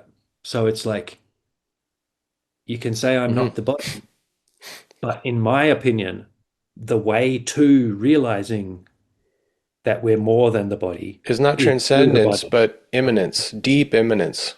Deeper and deeper and deeper Yeah, into the body, and then you find, okay, you're not what you thought was the body, yeah. because the body is the world. The body is not separate from the world. And the body is your ancestors, human Exactly. and not merely human. Yeah. And Yeah. rocky ancestors and the sky and yeah. Yeah, if someone's going to take that route too, I'm not just this body. just I put that in there. I think they're going to be much healthier than the person who looks for the exit, you know. Yeah. Yeah. Yeah. I feel like in a lot of the sort of spiritual scene, I've encountered a lot of people who are kind of trying to rush into being everything's vibration and everything's spirit. Mm, And it's just it's an aspect of this body denial, you know? It's hmm an aspect of this like disgust with the body that our culture has, gifted to us. hmm And then this fear of the body and this fear of death The and fear of fear what of the body holds, like what we started out speaking about, what you encounter as you start to descend into the body. Yeah. I don't yeah. blame people for wanting to transcend at all. Yeah, exactly. Yeah. I actually think it's valid, and like with all Yeah. of this stuff, it's like, okay, look, I've got this stuff that I'm really into and this worldview that I'm really into, and I share it with people. But honestly, like it's kind of all a dream and people doing what doing what they choose and like transcending and whatever it might be, cathartic things and all of these sort of like all of these methods for feeling more or for feeling less or for the different stories and like science and like mythology and whatever. It's like I think it's all good. Like I celebrate it all. This is what this is just what it is. I would never try and push what I'm into. I'm just really into it. You know what I mean? You know what I mean? It's like Yeah, um, totally. No, I'm like with you. yeah, Yeah, I've lost friends to suicide, and it's tragic, but it's also like it's like I get in it. some cases it's like yeah, it's exactly I get it. It's I've been okay. there. Yeah. Yeah, yeah, Yeah. I totally get the impulse. yeah, I'm just glad I didn't follow it up literally. I yeah. let something die inside of me. Yeah, I'm totally with you on all of this. Gosh, something was just popping in my head. Now it's gone. Hmm. I don't know. Maybe we've come to the end of our conversation. I don't know. Yeah. I think it's been a really good journey. I don't know where else we could go. I mean, we've kind of ended at the very beginning in a way, Mm, and I find that really interesting. mm. There's all sorts of little sidetracks and interesting, interesting little nuggets to Yeah, open. yeah. Oh, totally. Like, yeah, going into this, I thought, well, maybe we'll end up talking about, the correlations between Chinese system, like in terms of the energy body and energy centers and the Indian system and all of this. And, I've seen correlates in South America, et cetera, et cetera. Mm. But, I like where we went. Yeah, totally. Yeah, maybe we can chat again. Yeah. Yeah, definitely. I feel a lot of affinity with you and your perspective. What do you, so you're doing online courses now, right? Like you do online classes? I just yeah, I did some during COVID, during the lockdowns, and then I stopped after the lockdown stopped. I've been really resistant to it Hmm because I love working in person.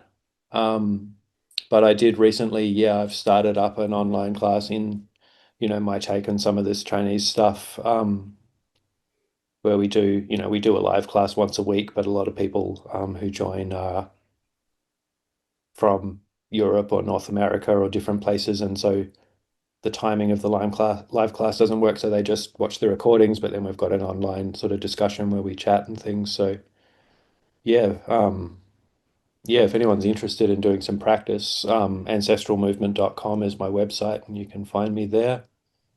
And I'm connected on all the social medias, but I get excited and engage for weeks at a time and try and do what you're supposed to do, and then I fade away for months back into the real world. And yeah. Dude, okay. This is maybe another thing just to kind of riff on a bit. Because I've gone in and out of teaching online, off, recording things, putting them online. In terms of teaching, these conversations are different, and I really like this as a format, as a way to, kind of discuss ideas and stuff like that. But like teaching, it's a tough one, because of the nature of the practices. Like if you're teaching something that really works, Mm, to not be there in the room or to be around afterwards for the mm, person who you're giving this practice to, that's always a bit of a tough one for me. And I think one of the reasons why I feel an affinity to you is because you don't seem overly ambitious in the kind of I'm going to be a big world teacher, I'm going to be a brand mm, kind of thing. And the way I justify to myself, not being a hustler, not playing the game, not doing what I should do so the podcast is bigger and blah, blah, blah, blah, blah, is that I'm too busy. Like the practices have gotten me to a place where I have very little ambition in terms of that. Like beyond making what I need to make in order to live fairly comfortably, but very simply, actually. mm. Yeah, I want to spend more time just doing the living stuff yeah, in the real world and not hustling all the time, you know? yeah. And early on, I was with a friend of mine, Danny Paradise, who's an old school Ashtanga yogi, who was there like at the beginning when it first came to America and Hawaii and all of that. So he'd been Mm, practicing a long time, and he's a musician and a bit of a gypsy. But I was driving him through the mountains in BC after a workshop, and so we were having a chat, and I was talking to him about becoming a yoga teacher, and what's the business like, and what do you think about traveling and all that kind of stuff. And at some point, he said something that stuck with me ever since. He said, like yoga will ruin your life, mm, and it took me a while to understand what he meant by that. mm, But it does not make you compatible with this kind of modern technological capitalist world that mm. now has become the kind of global monoculture. Yeah. Like your values radically shift. Mm, And it kind of doesn't make you the greatest hustler, influencer, you know, mm. that kind of thing. Like whenever I see someone who's like very popular and in every kind of online summit and, in a million podcast interviews and stuff, I go, they're not practicing. Yeah. Yeah, I What do you know. think about that? Like the incompatibility between being a real practitioner and like making a living. Yeah. Well, man, like I'm astounded that I'm able to make a living. Um, at the age of Based I on think what you do. Like, yeah, I think I'm 46 now, and like um, I was the classic like broke world traveling single solo practitioner, you know what I mean? Like I'd like fall deeply in love and then be like, I gotta go off and do my mission, and I'm right, there's this Tai Chi guy I heard about in this yeah, yeah, yeah, island off Taiwan. gotta go. I gotta go. And so I was always doing that. And then you know, never like barely making enough to live, and then whatever, and then like and studying and getting like doing all this study, and then not investing any of my time and effort into like business or any of that sort of stuff, or even like, you know, just basic functioning in society. I was like very, very much outcast. And I just thought that was always how it was going to be.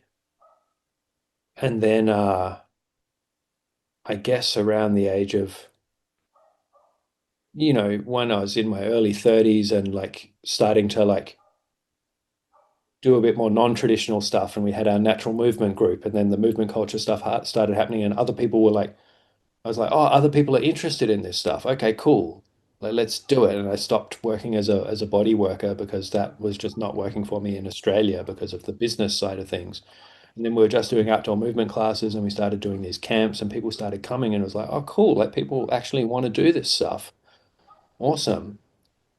And gradually, gradually over time, the balance between me being like a solo practitioner versus like teaching has just gradually been shifting. You know what I mean? It's like I still do lots of my practice, but I'm Hmm. not like this like vision quest, like hero's journey stage of my life of like I've got to keep the world away so I can practice for 6 hours every day and like Yeah.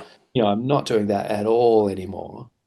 Um, and now I've got kids and whatever, and it's like I like teaching, you know what I mean? It's like I kind of mostly only bother teaching things which people aren't generally going to find anywhere else, you know what I mean? Hmm. Like there's all these great people doing all this stuff, and like the thing that spurs me to share some of what I share is that like I don't see many other people saying the things I'm saying and doing the things I'm doing. And it's like, so we're going to do these. And like, there's all this other great stuff, and you should go there and practice that. And you should go learn this from that person. And you should, go do your basic strength training and whatever. And, and so I'm just like doing what I enjoy. And then somehow I'm old enough that I'm able to make a living and people come to my things through word of mouth here in Australia, at least, and we fill events and people come on our camps and that's great. And then here in my local life, I still teach like in-person classes. At the moment, only 3 days a week, but before my daughter was born a few months ago, it was like 5 days a week. And like we're doing jiu-jitsu and we're doing capoeira and we're doing Hmm. the animal body class and we're doing the Chinese classes. And like a lot of the time, it's like it's me and three other people. Yeah. You know what I mean? Or for capoeira, it was often just me and my friend Johan, and no one else would show up. Hmm. I'm spending 2 hours and I'm doing it every week and I'm showing up and I'm doing it. And like sometimes we get classes where there's 16 people or 20 people coming to qigong and it's like got a real buzz. And then that momentum dies down or the weather gets cold and we're training outdoors and there's just like three people. And it's like financially, this is madness. Yeah.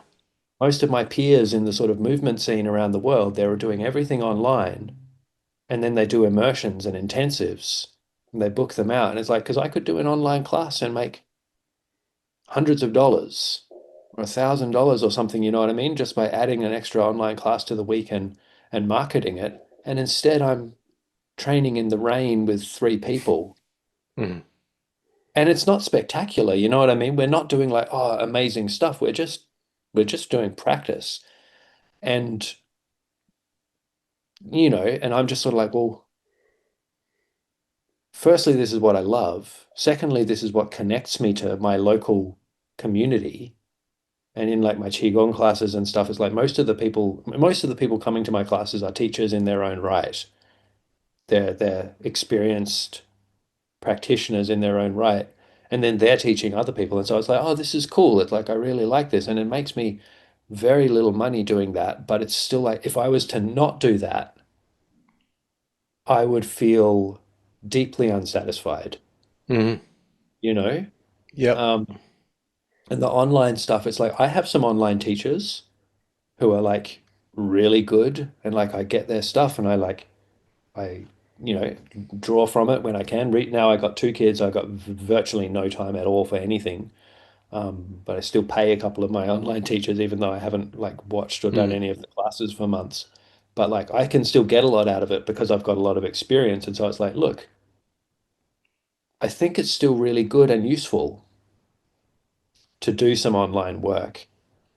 And I'd like to do a little bit more because I do feel like I have some valuable stuff to share. And there are many people who I've been in contact with, like you, and like there's hundreds of people around the world who I actually have like some kind of like valuable relationship with, who I'd like to be able to share stuff with and be like, yeah, here's some stuff, here's some stuff, here's some stuff, you can access it. And lots of people for many years have been like, Simon, please give us some stuff so we can support you Hmm. as well. Um, so I believe in it, but it's just not my it's just not my passion. It's not my personality, you know. I'm not ambitious. I'm not trying to build a business empire. I've got, I wanna spend time with my kids and my partner, like in nature and be in the garden.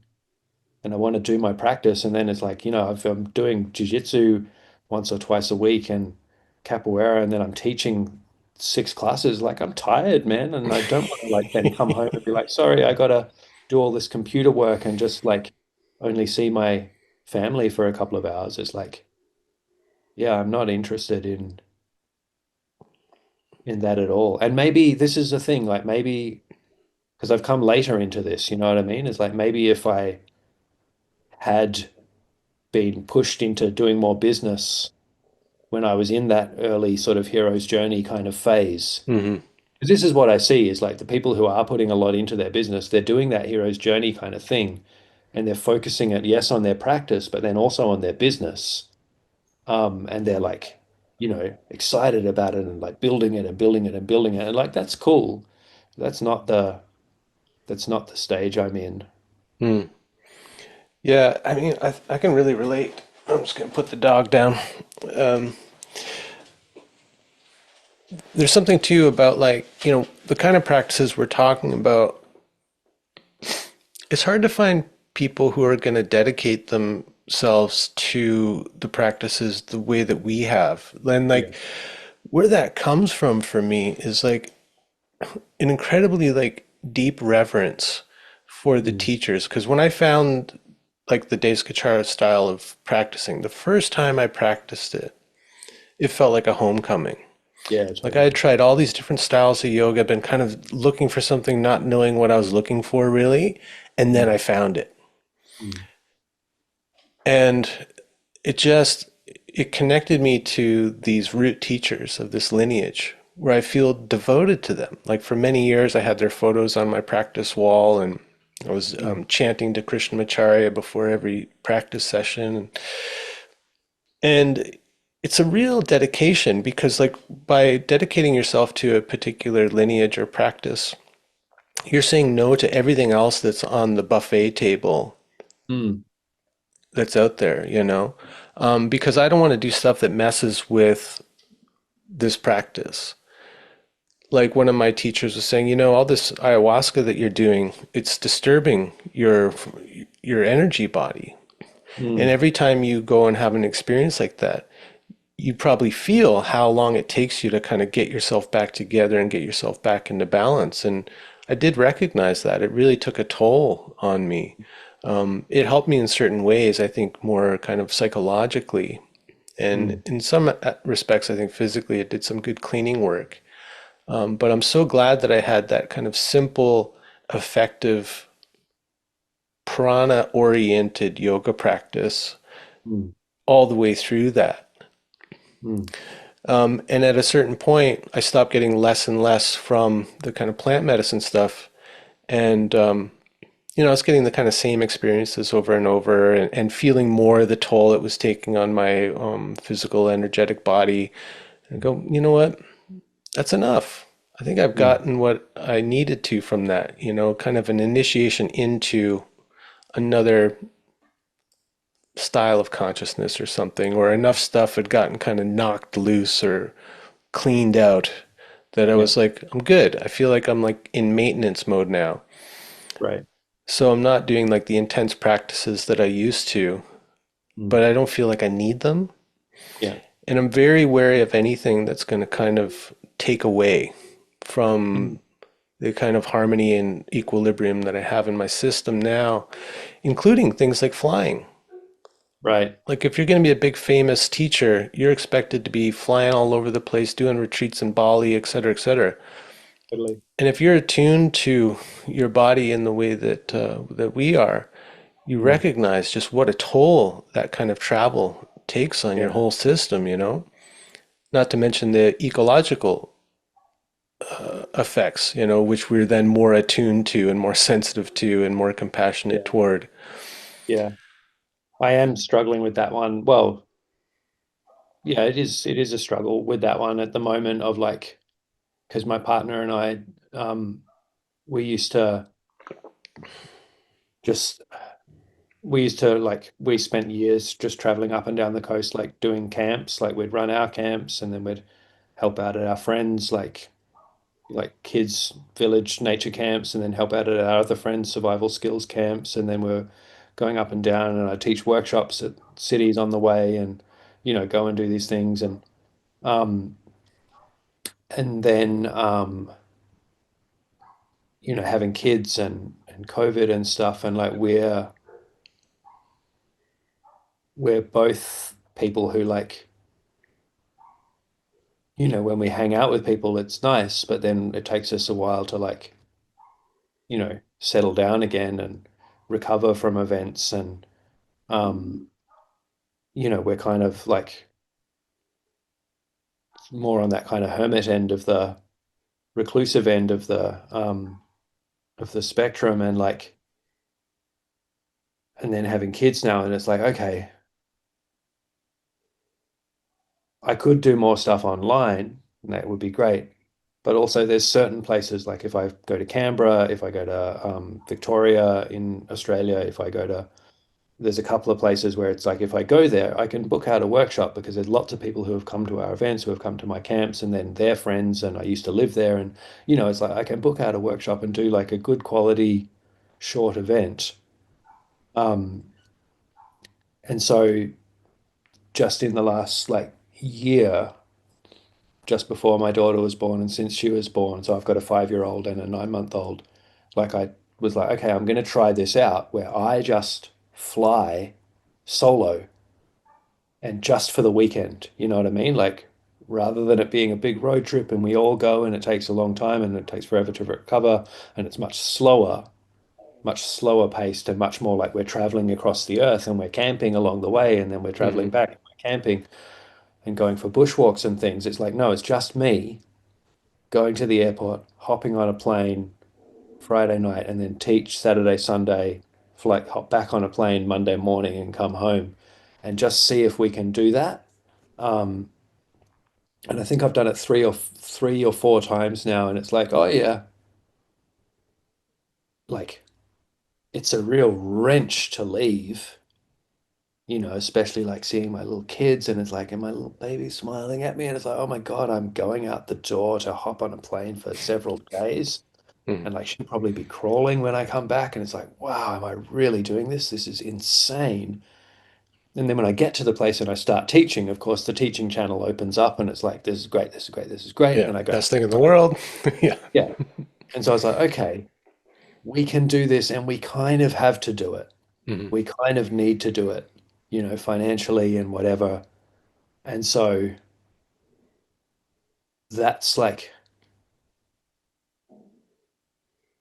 that's a big thing for me is like, because it's even being a teacher, it's like part of me just wants to be left alone. You know what I mean? Yeah. Like, sure, I like doing stuff with people, but also I just kind of want to be left alone. It's like, all right, I'll do something with people, and then it's like, leave me alone, please. And so, like, in terms of the ambition thing, it's like, man, like and like you say, it's like a lot of these practices that we're doing, that I'm doing, they open up this sensitivity to this like sense of like really like intense like grief at the state of the world, Mm. real full on like sense of where we come from and then where we are now. And it's like there's heaps of cool stuff. I love like everything's really cool. I think the world is cool and like awesome, and I'm into it and I'm engaged, but like the the pace and the phone and the social media and like Hmm. I'm in it, I'm doing it. I'm not some pure whatever, I'm doing all the things, but it's like, damn, like it's so much. And I like, and then I've got kids who are growing up in this, and I'm like, oh my God, this is like kind of a nightmare. And so Mm. I'll engage as much as I need to live, but like I'm I'm very strongly anti-capitalist, and I'm a hypocrite as much as anyone else. Like I'm Well, engaged look, you have to make a in things living. that are destroying the earth, but I'm like, yeah, exactly. I got to live. but But I if don't you like were, it. if you were the, I don't know, the yogi in the forest and there was a village nearby, you would be supported by what you offered. People would give you chickens or fruit or corn or whatever they had to give. Now we have the exchange of money. So we all got to play the game, right? But it's like, are doing that to me is different than having the mindset of a capitalist. Yeah, You know what I mean? Where it's just never ending. It's give me yeah, more and more and more, like infinite growth and all of that, yeah, untethered. But I guess like where I was kind of going with my piece of that was like, yeah, wrestling with all of this, right? Like the wanting to just be left alone with your practice, with your small life and all of that. But also like I've been feeling that too, like there is a missing piece because I haven't taught public classes since the pandemic started mm, and everything got shut down. I said, okay, well, I mm, can do some stuff online and that'll be, tide me over hopefully. yeah, But recently I'm like, God, I should just start like a small class of this weird, boring yoga that I love. And if three people show up, that'll that'll be fine. That'll be great. It won't be about the money, but it's about being in the room with people, yeah, being in the practice together. yeah, That is so kind of fundamentally human. yeah, That is not about just having a conversation over coffee or, having a chat with a neighbor or something like that. Like it's that meeting in our mm, fundamental humanness, breathing and moving, maybe chanting together. yeah, That's the thing I miss.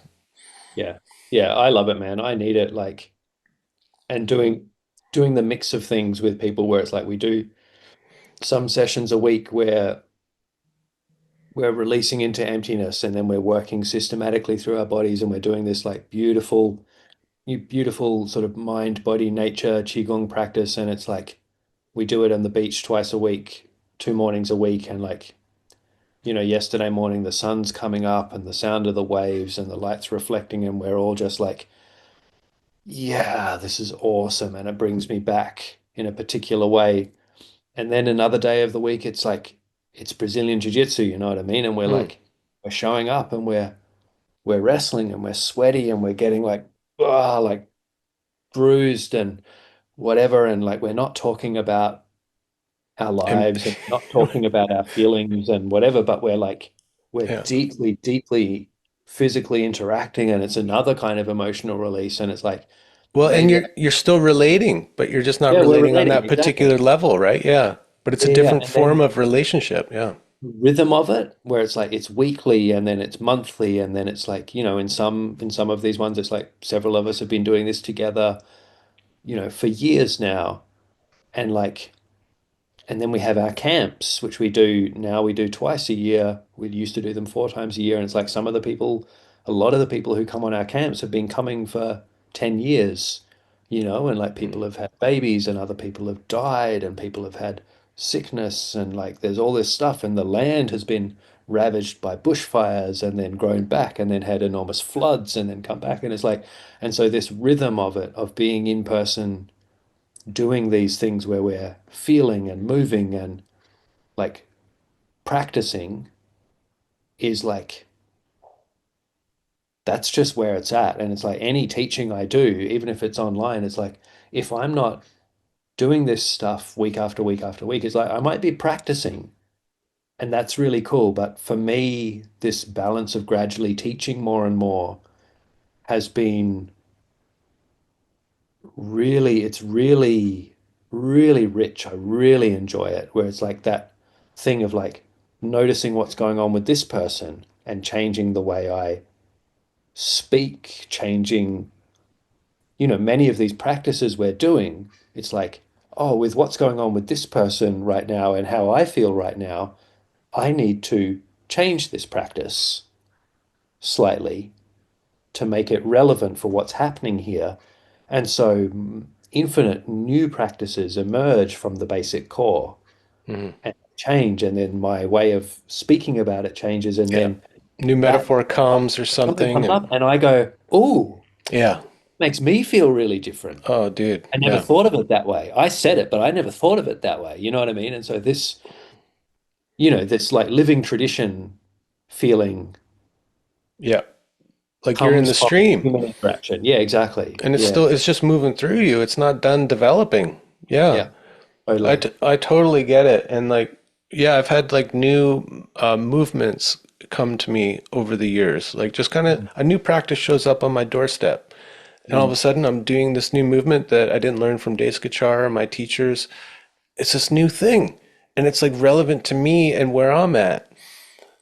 Like I remember I was teaching yoga in China or in Shenzhen. And mm. everybody there, it's like they're steeped in like Taoism and Tai Chi and Qigong and all that. It's just like they know it all, but yoga was like a new novel thing for them, right? Yeah. And here we come with this kind of practice that isn't unlike a Tai Chi or Qigong in some ways. Mm, Subtle, gentle movements, but really focusing on that link between the breath and the movement and really paying attention. That's what it's about. It's not about the flashy moves. And mm. I found myself teaching and using the metaphors of like Taoism, like talking a lot more about water and earth and the winds Right. and things like that. And it just felt so right. And yeah, it gave a whole new feeling to my teaching Mm. experience and then later to my practice. Yeah. To Yeah. where my practice now, I call it Brai Chi because it's no longer like the yoga that I learned, and it's not quite a Tai Chi or Qigong, but it's this thing that works for me. And I don't know, Yeah. does it work for Yeah. anyone else? Who knows? Who cares? Yeah. And for me, there's a thing of like, there's the practicing with people, but then so much of what I do and so much of what I teach and practice has emerged from the places. So like the place we do these camps down on the south coast of New South Wales, which we've been doing for like 13 years or something now, on this little river valley, and like the the the rocks and the different plants that are there, and there's like goannas, these big lizards, and there's wombats and there's kangaroos and there's eels in the river, and the color of the dirt and the way the river moves through and all of these things. And then we're doing these practices, physical practices, and we've built a big sort of adult kind of jungle gym monkey playground, and we do our internal practices. And then I started to bring in some of the like elemental contemplations and practices from this like druidic group that I'm involved with, and just that they all Add something else to the mix, hey? that's something else for the material. But they all started to emerge from this place. Mm, We started teaching the camps there, and we're like, look, let's just do our movement practices at this place. And then over time, the place, like with there's you practice the system and the system starts to teach you. But then it's like you start spending time in the place and you do these practices of embodiment and becoming sensitive and becoming aware in the different place. And then that opens up the channel for the place, the earth to the earth, the different combination of elements moving through the earth in that place. They then start to teach you a huge amount. And so lots of what I teach in different places is actually it's coming out of my practice, but it's coming out of my practice in these incredible natural spots that have imprinted on me. You know what I yeah. mean? So it's like I didn't intend for that to happen, but that's what's come through. And it has a lot to do with what you're saying of like rocks and elements and decomposition and growth and all that sort of good stuff. So it's like No, that's that's something I feel really strongly about, like not just what I teach, but I like to teach in places where it's like we go and we do stuff and the natural world is it informs the practice. speaking to us. Yeah. Yeah, Yeah.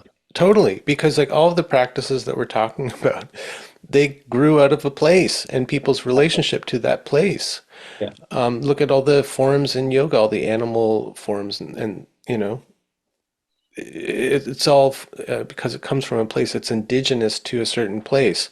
And so Mm. we can take the fundamentals of the system, the kind of the technology side of it, Yeah. and if we practice it in another place, the practice should change Change, if we're exactly. being open and receptive and adaptive to the land. Yeah. Then the practice becomes like re-indigenized to that place. Like I can't practice amongst these cedars who, know how to dance in the wind. They're so supple. It's incredible. In a windstorm, they can almost like touch the ground and come whipping back up. I can't Mm. practice amongst those kinds of trees and do a tree pose that is rigid and unmoving. My tree Right. pose has become very like, strong roots through my leg and my foot, but the rest of it is like very Nice. supple, Yeah. it's more cedar like than it is like I don't know, a maple tree from like the place where I'm from, where it's just Mm. hard and stiff and thrusting. Yeah.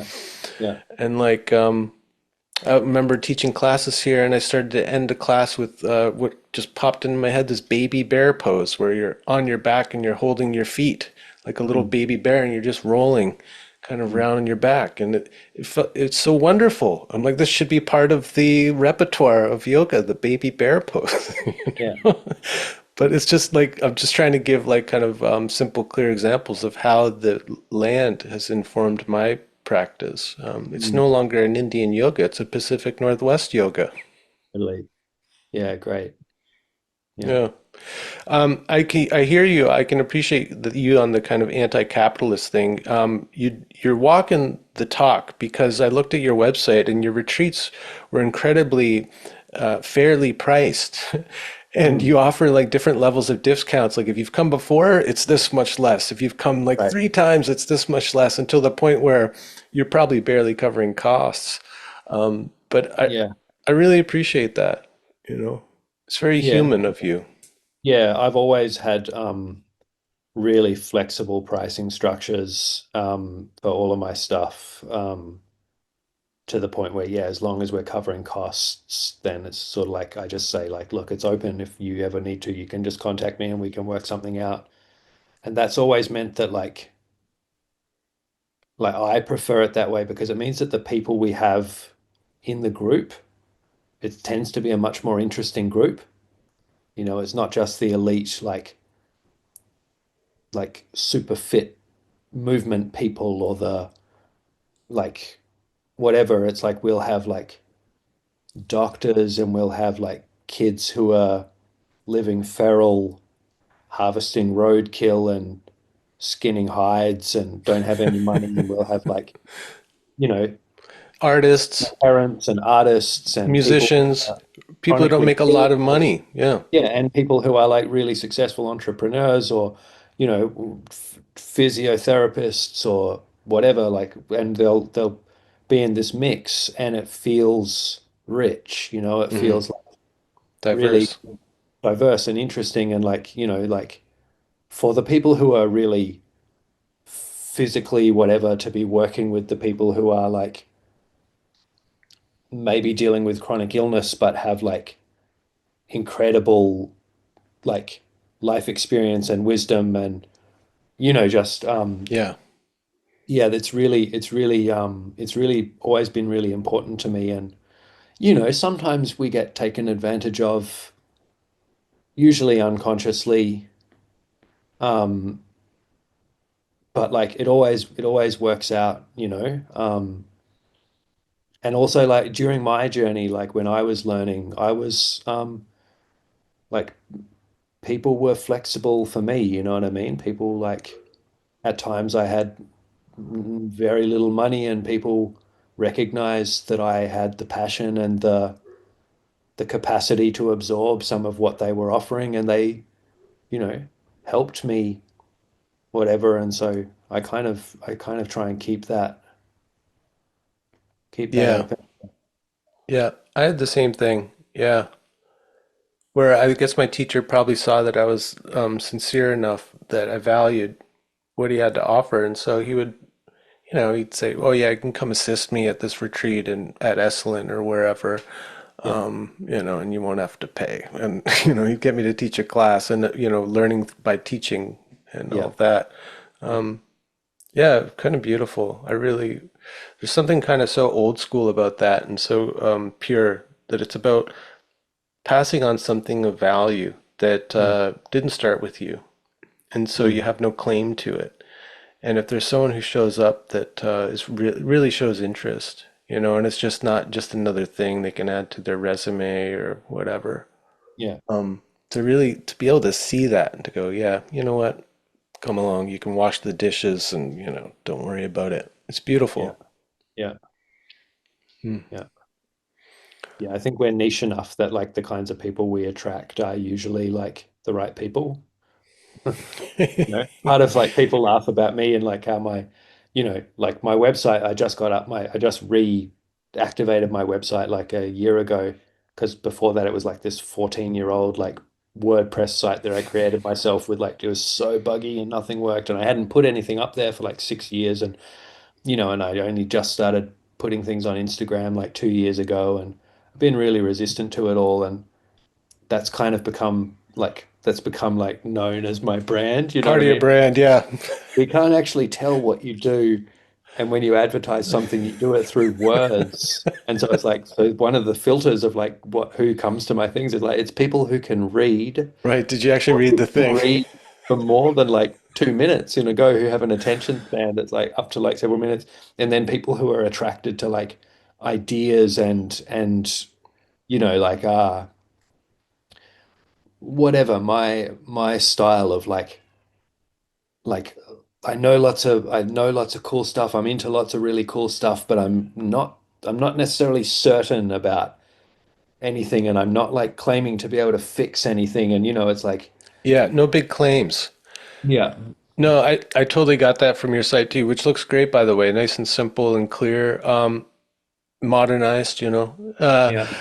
But there is something like that too, where like I don't want to give everything away. I don't want to make sales pitches to people, the old bullet point. Mm. Here's what it's good for. Here's what you're gonna get. Right. But like, just trust that if you put enough out there of who you are and what you're into, that like the right people will get curious enough to come and show up, and you can let all of the stuff that you've ingested, digested, come out as it's appropriate without any agenda. And I always Mm. like that kind of teacher, where it's like, okay, they just seem cool and like they know some shit. And if I hang out with them long enough, I'm gonna get some of it kind of Mm. piecemeal here and there as it's appropriate, not as part of some program, that's got, Yeah, level one, level two, level three, yeah, And I guess that's the kind of teacher, if I'm ever gonna call myself a teacher, that I want to be. It's like, I'm out there. If you want to come see me, yeah, I know some shit. There's a lot I don't know, but I figured some shit out and some stuff I could share. You gotta come yeah, hang out though. yeah. Yeah, and it's a different world now where it's like, okay, like I do have some people here who have been like we've settled in this place now, we're not leaving. It's like, okay, we're here. And so I've got people who've been training with me for years. And then on my camps, there's people who've been coming to the camps for like since the beginning, 12, 13 years or whatever. But it's never like, here's what you have to practice and don't practice anything else. It's always just like, look, here's some insights into this whole thing, this whole mind body physical training thing. And like, you can wrestle, you can do this, you can do rehab things for all your different bits that are sore, and you can do meditation stuff. And like, kind of like, here's the sort of framework of how all these things fit together and how you can work with them. And sure, you can practice my stuff, but also it's just like a big part of it these days is like most of the people I'm working with, they're teachers, they're practitioners, they're, Mm. in their 30s and 40s and 50s. And so it's like, I'm not here to tell you everything to do, but it's like all the stuff that I'm doing can give you some potentially really interesting and useful perspectives on what you're doing. Like Hmm. from the evolutionary perspective, from the deep bodywork perspective, from the neuroscience perspective, from the rehab perspective, from the pure expressive movement perspective, or dance or theater or, psychology or whatever. Um, and just like different people take these little nuggets, and for some people it's just a nugget of perspective. Like one of the things I love is like if we do a serpent spine workshop or an ancestral movement workshop, hopefully your perspective on what a human being is will be forever changed, but like some people will take one or two of the core body practices or the core meditation practices and they'll do it, and then they'll come back and I'll see them later and I'll see them later and I'll see them later, maybe they're a dancer, maybe they're a therapist, and it's like they've just taken that little piece as well as a change in perspective, but they've taken that piece and they've integrated it in their life and their practice, and it works, Mm. which is very different to the way I learned and probably the way you learned, where it's like, here's this system, you have to practice the system. I was 20, so it's like, okay, learn this and don't change it, don't change it, learn it, don't change it, learn it, don't change it. So it's like, it's that's a really interesting challenge as well, I feel, where it's like most of the people who train with me, they won't get the depth in any of these systems that I've studied. Mm. That's not what I'm teaching. You know what I mean? And that's the kind of the world we're in now, where everyone's traveling, everyone's transient. Like maybe you'll have someone for a year, maybe you'll have them for 2 years, but you're not going to have like a 20-year-old kid who's going to be able to train with you for 12 years. Um, so it's just sort of learning to pass on as much that's useful in the time that you've got. Um,